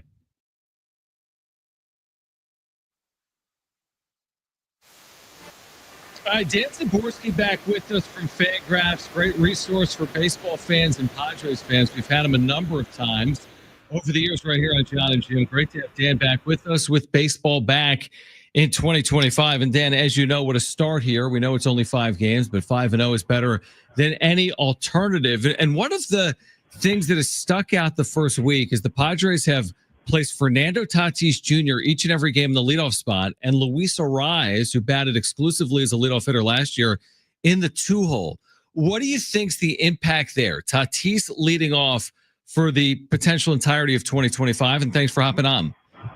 Well, generally speaking, you do have a high chance of him having the ball in play with Tatis on base, which does help things on a marginal level. I mean, batting orders in the big picture don't make a huge difference as long as it's not an absolutely ridiculous batting order. So generally where players are comfortable is probably where I would most put them, even though that's a very non-sabermetric answer. Nick Pivetta, the Padres' big offseason acquisition, he was amazing for them on Sunday. Is there something that he may have unlocked here when you look at his advanced numbers? How do you see his overall season faring out for the Padres if he did figure something out? Well, he's a pitcher that I liked for a while. I actually named him in my breakout list last year, which didn't quite work out for me. If you look at him, he's tinkered with his repertoire quite a bit. He added a sweeper a couple years ago when he was in the bullpen. He does have really good peripheral numbers. As the last couple seasons went on, his contact rate against kept improving as the season went on, and he had a pretty big jump in Eno Sarris's stuff numbers, especially from 2023 to 2024. So the potential has been there. It's just never happened yet. And so bringing him in was a good risk, and obviously, if he continues to not allow any runs, that would be pretty great. Yeah, just if the Padres keep winning every game, I feel like it could be a good year as well. No runs and win every game. Everything's perfect. Dan Zaborski from Fangraphs with us right now on Jon and Jim. Now, you have to assume health a little bit here, but would you expect Michael King and Dylan Cease to have comparable years to what they did a year ago in a Padres uniform? I think so. I think when you look at what they did last year, that was probably about what was expected, especially Cease. I mean, you could say that King had a better than expected season in his first full year as a starter, but there was always that potential, that upside there, and I think that the Padres saw it. Obviously, the first start didn't go well. He was he was more than little. He was a lot wild, but I'm really confident in King and Cease, and that's when you talk about the whole season. That's going to be that 1-2 is going to be how far the Padres go, because as much as I talk about Pivetta, it's not going to be him that pushes the Padres into the playoffs most likely.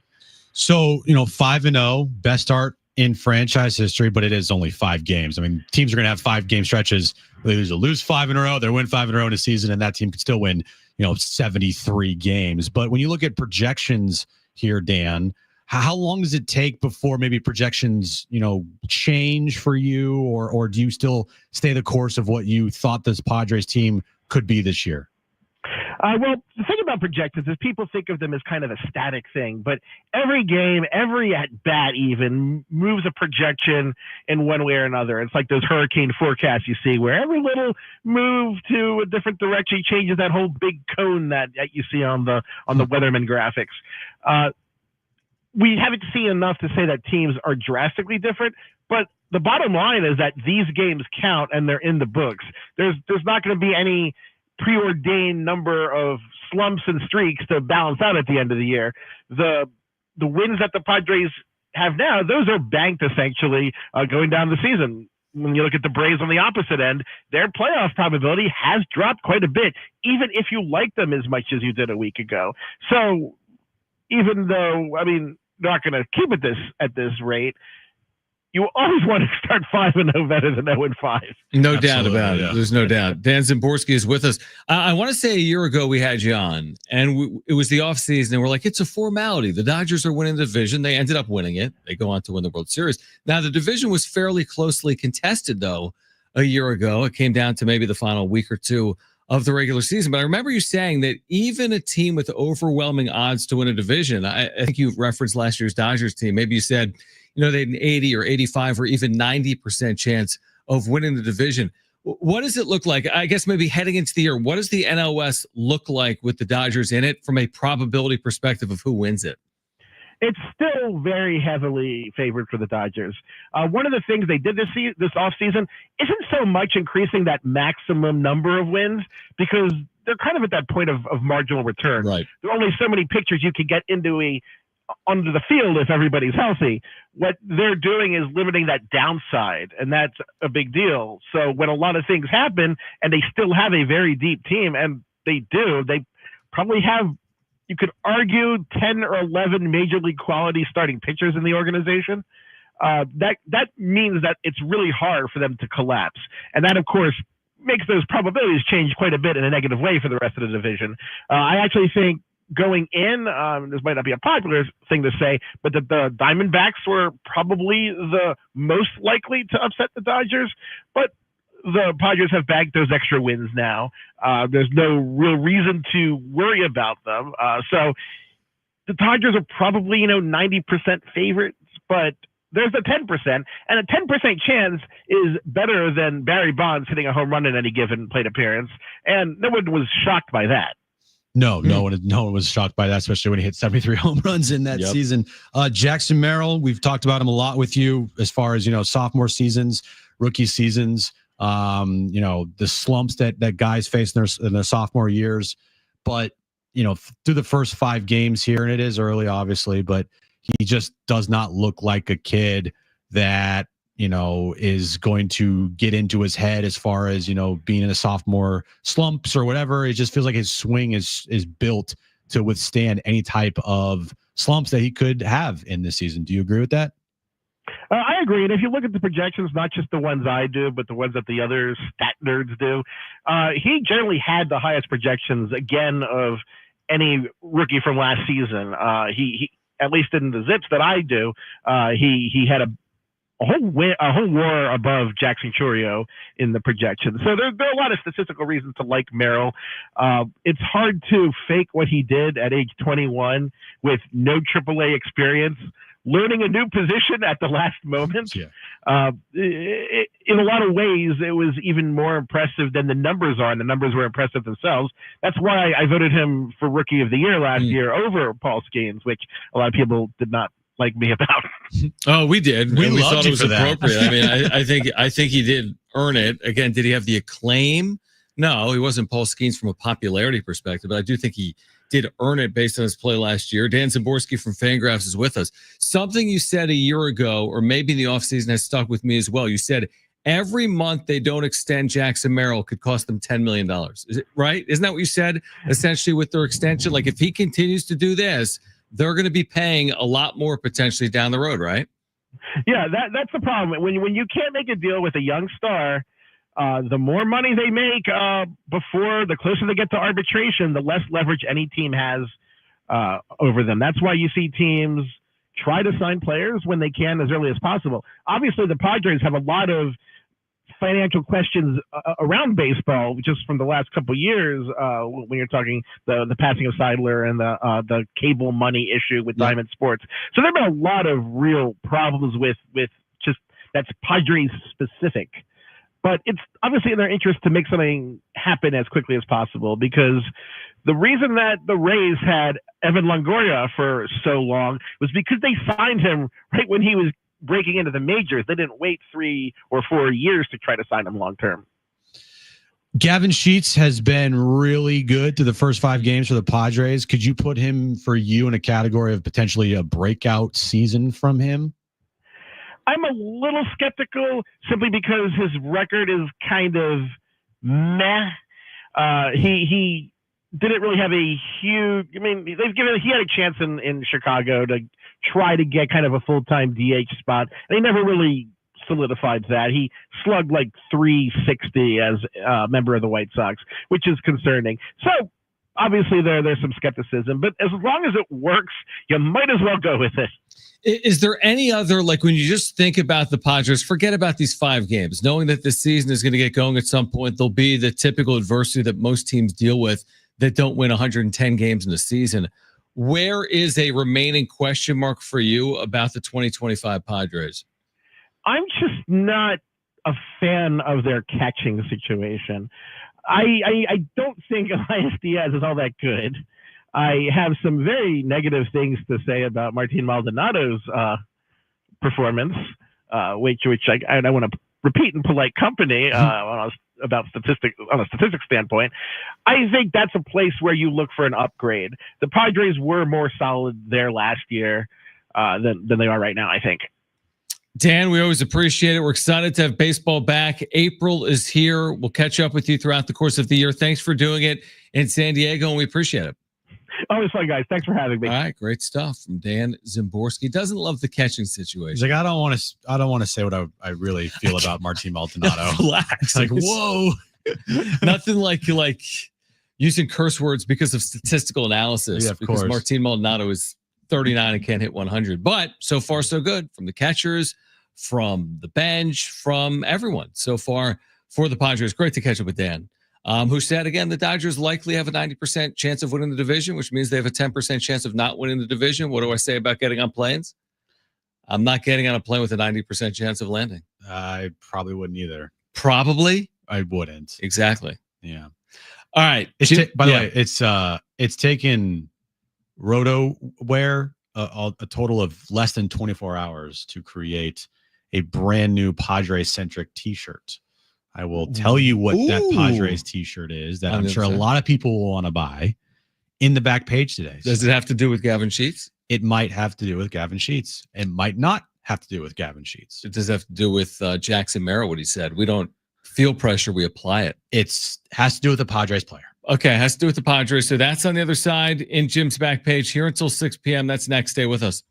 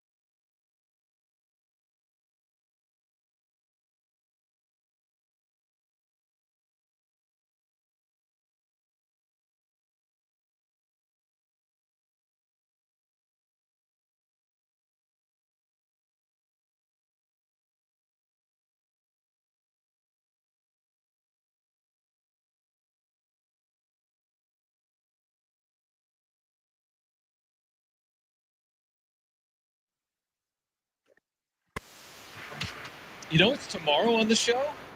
Wednesday. Kevin Acey. Kevin Acey. Haven't had him on since yesterday. Wow. Kevin will be back on the show tomorrow, wrapping up a 7-game homestand. Padres will be on Thursday. We'll be in Chicago to open the series on Friday with the Cubs. 6:30, 6:31 o'clock. I think it's first game against the Cubs is at 11:20 Pacific on Friday. The only team to play a day game in front of the Cubs. They play 2:20 Eastern on Friday. All games are 11:20 a.m. Friday, Saturday, Sunday. Okay. Chicago. Where I think I heard Don talking about it a couple of days ago. The entire weekend in Chicago. So hopefully they get the games in. Brutal. Padres will fly for Chicago after wrapping up their homestand tomorrow. And Kevin Acey will join us tomorrow right here.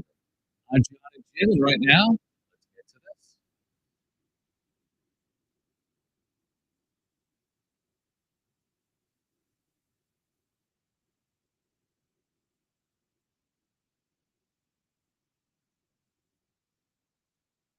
So the Masters, John, is coming up here very quickly. Is it?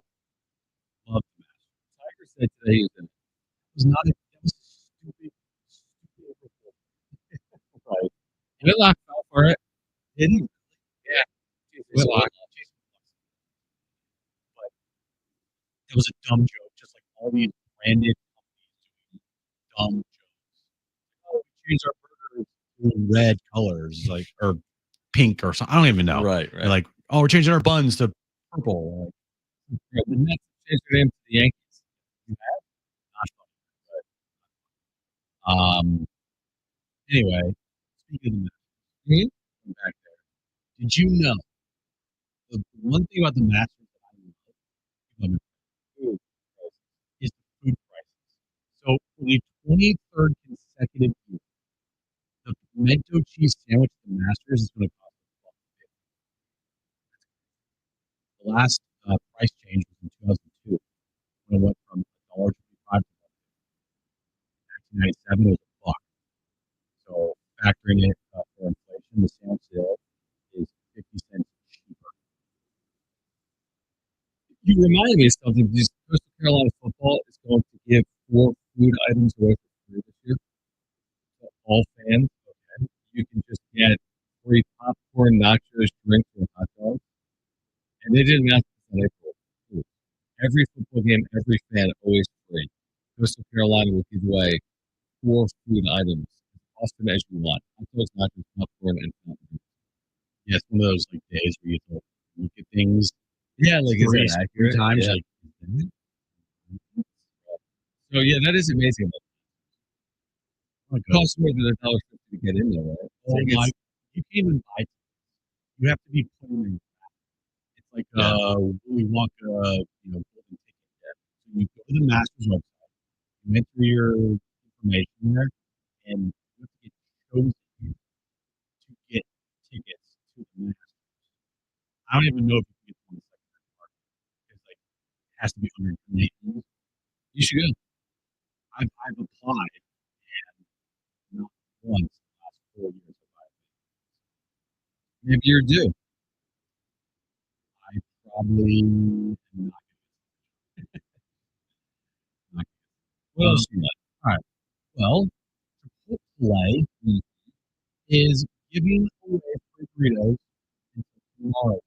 Chipotle is celebrating National Burrito Day on April 3rd with a BOGO. Buy one, get one. Buy one, get one entree through its interactive burrito bulk. How it works. Visit unlockburritoday.com from up until April 2nd, which is to guess a burrito for the combo. You get 4 tries per hour. Here's the prizes. First to unlock the vault.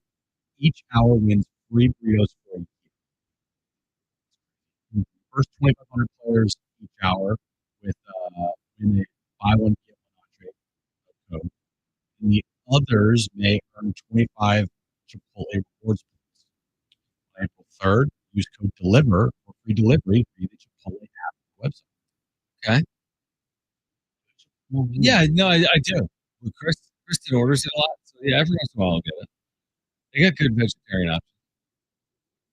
Bean, cheese, rice.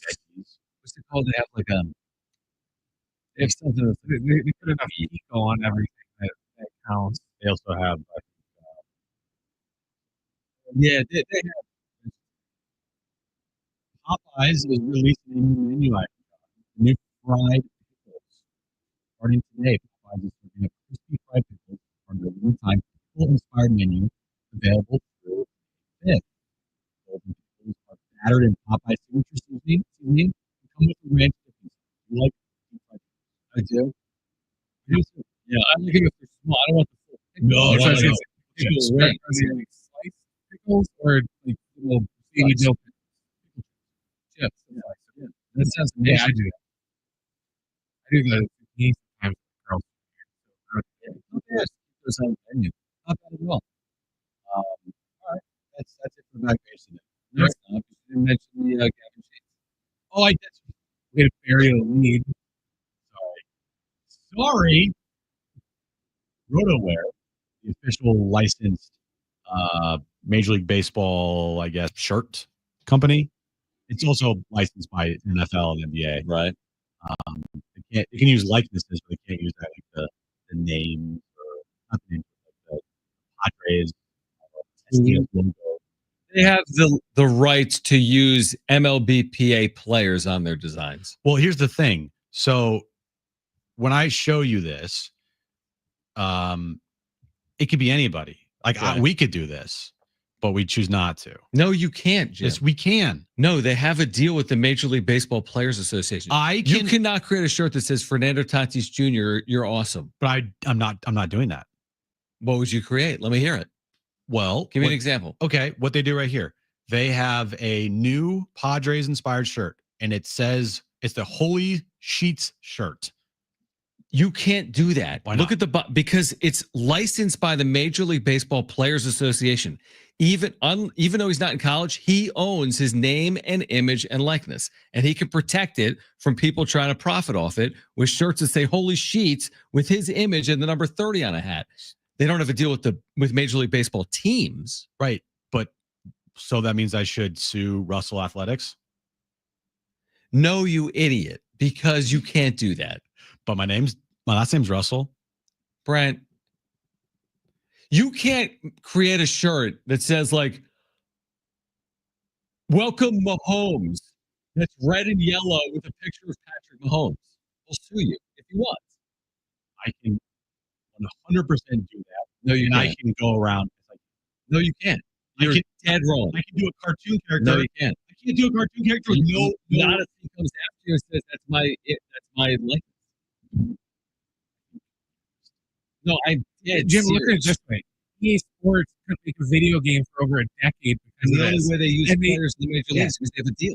And they would like race swap characters. Go, oh, that's not that guy. That guy's I white. guarantee you the only way they can do that is with a license to the major league. Show me another example. And you know what? Yeah. All right. Lord help us. This show should be 5 hours.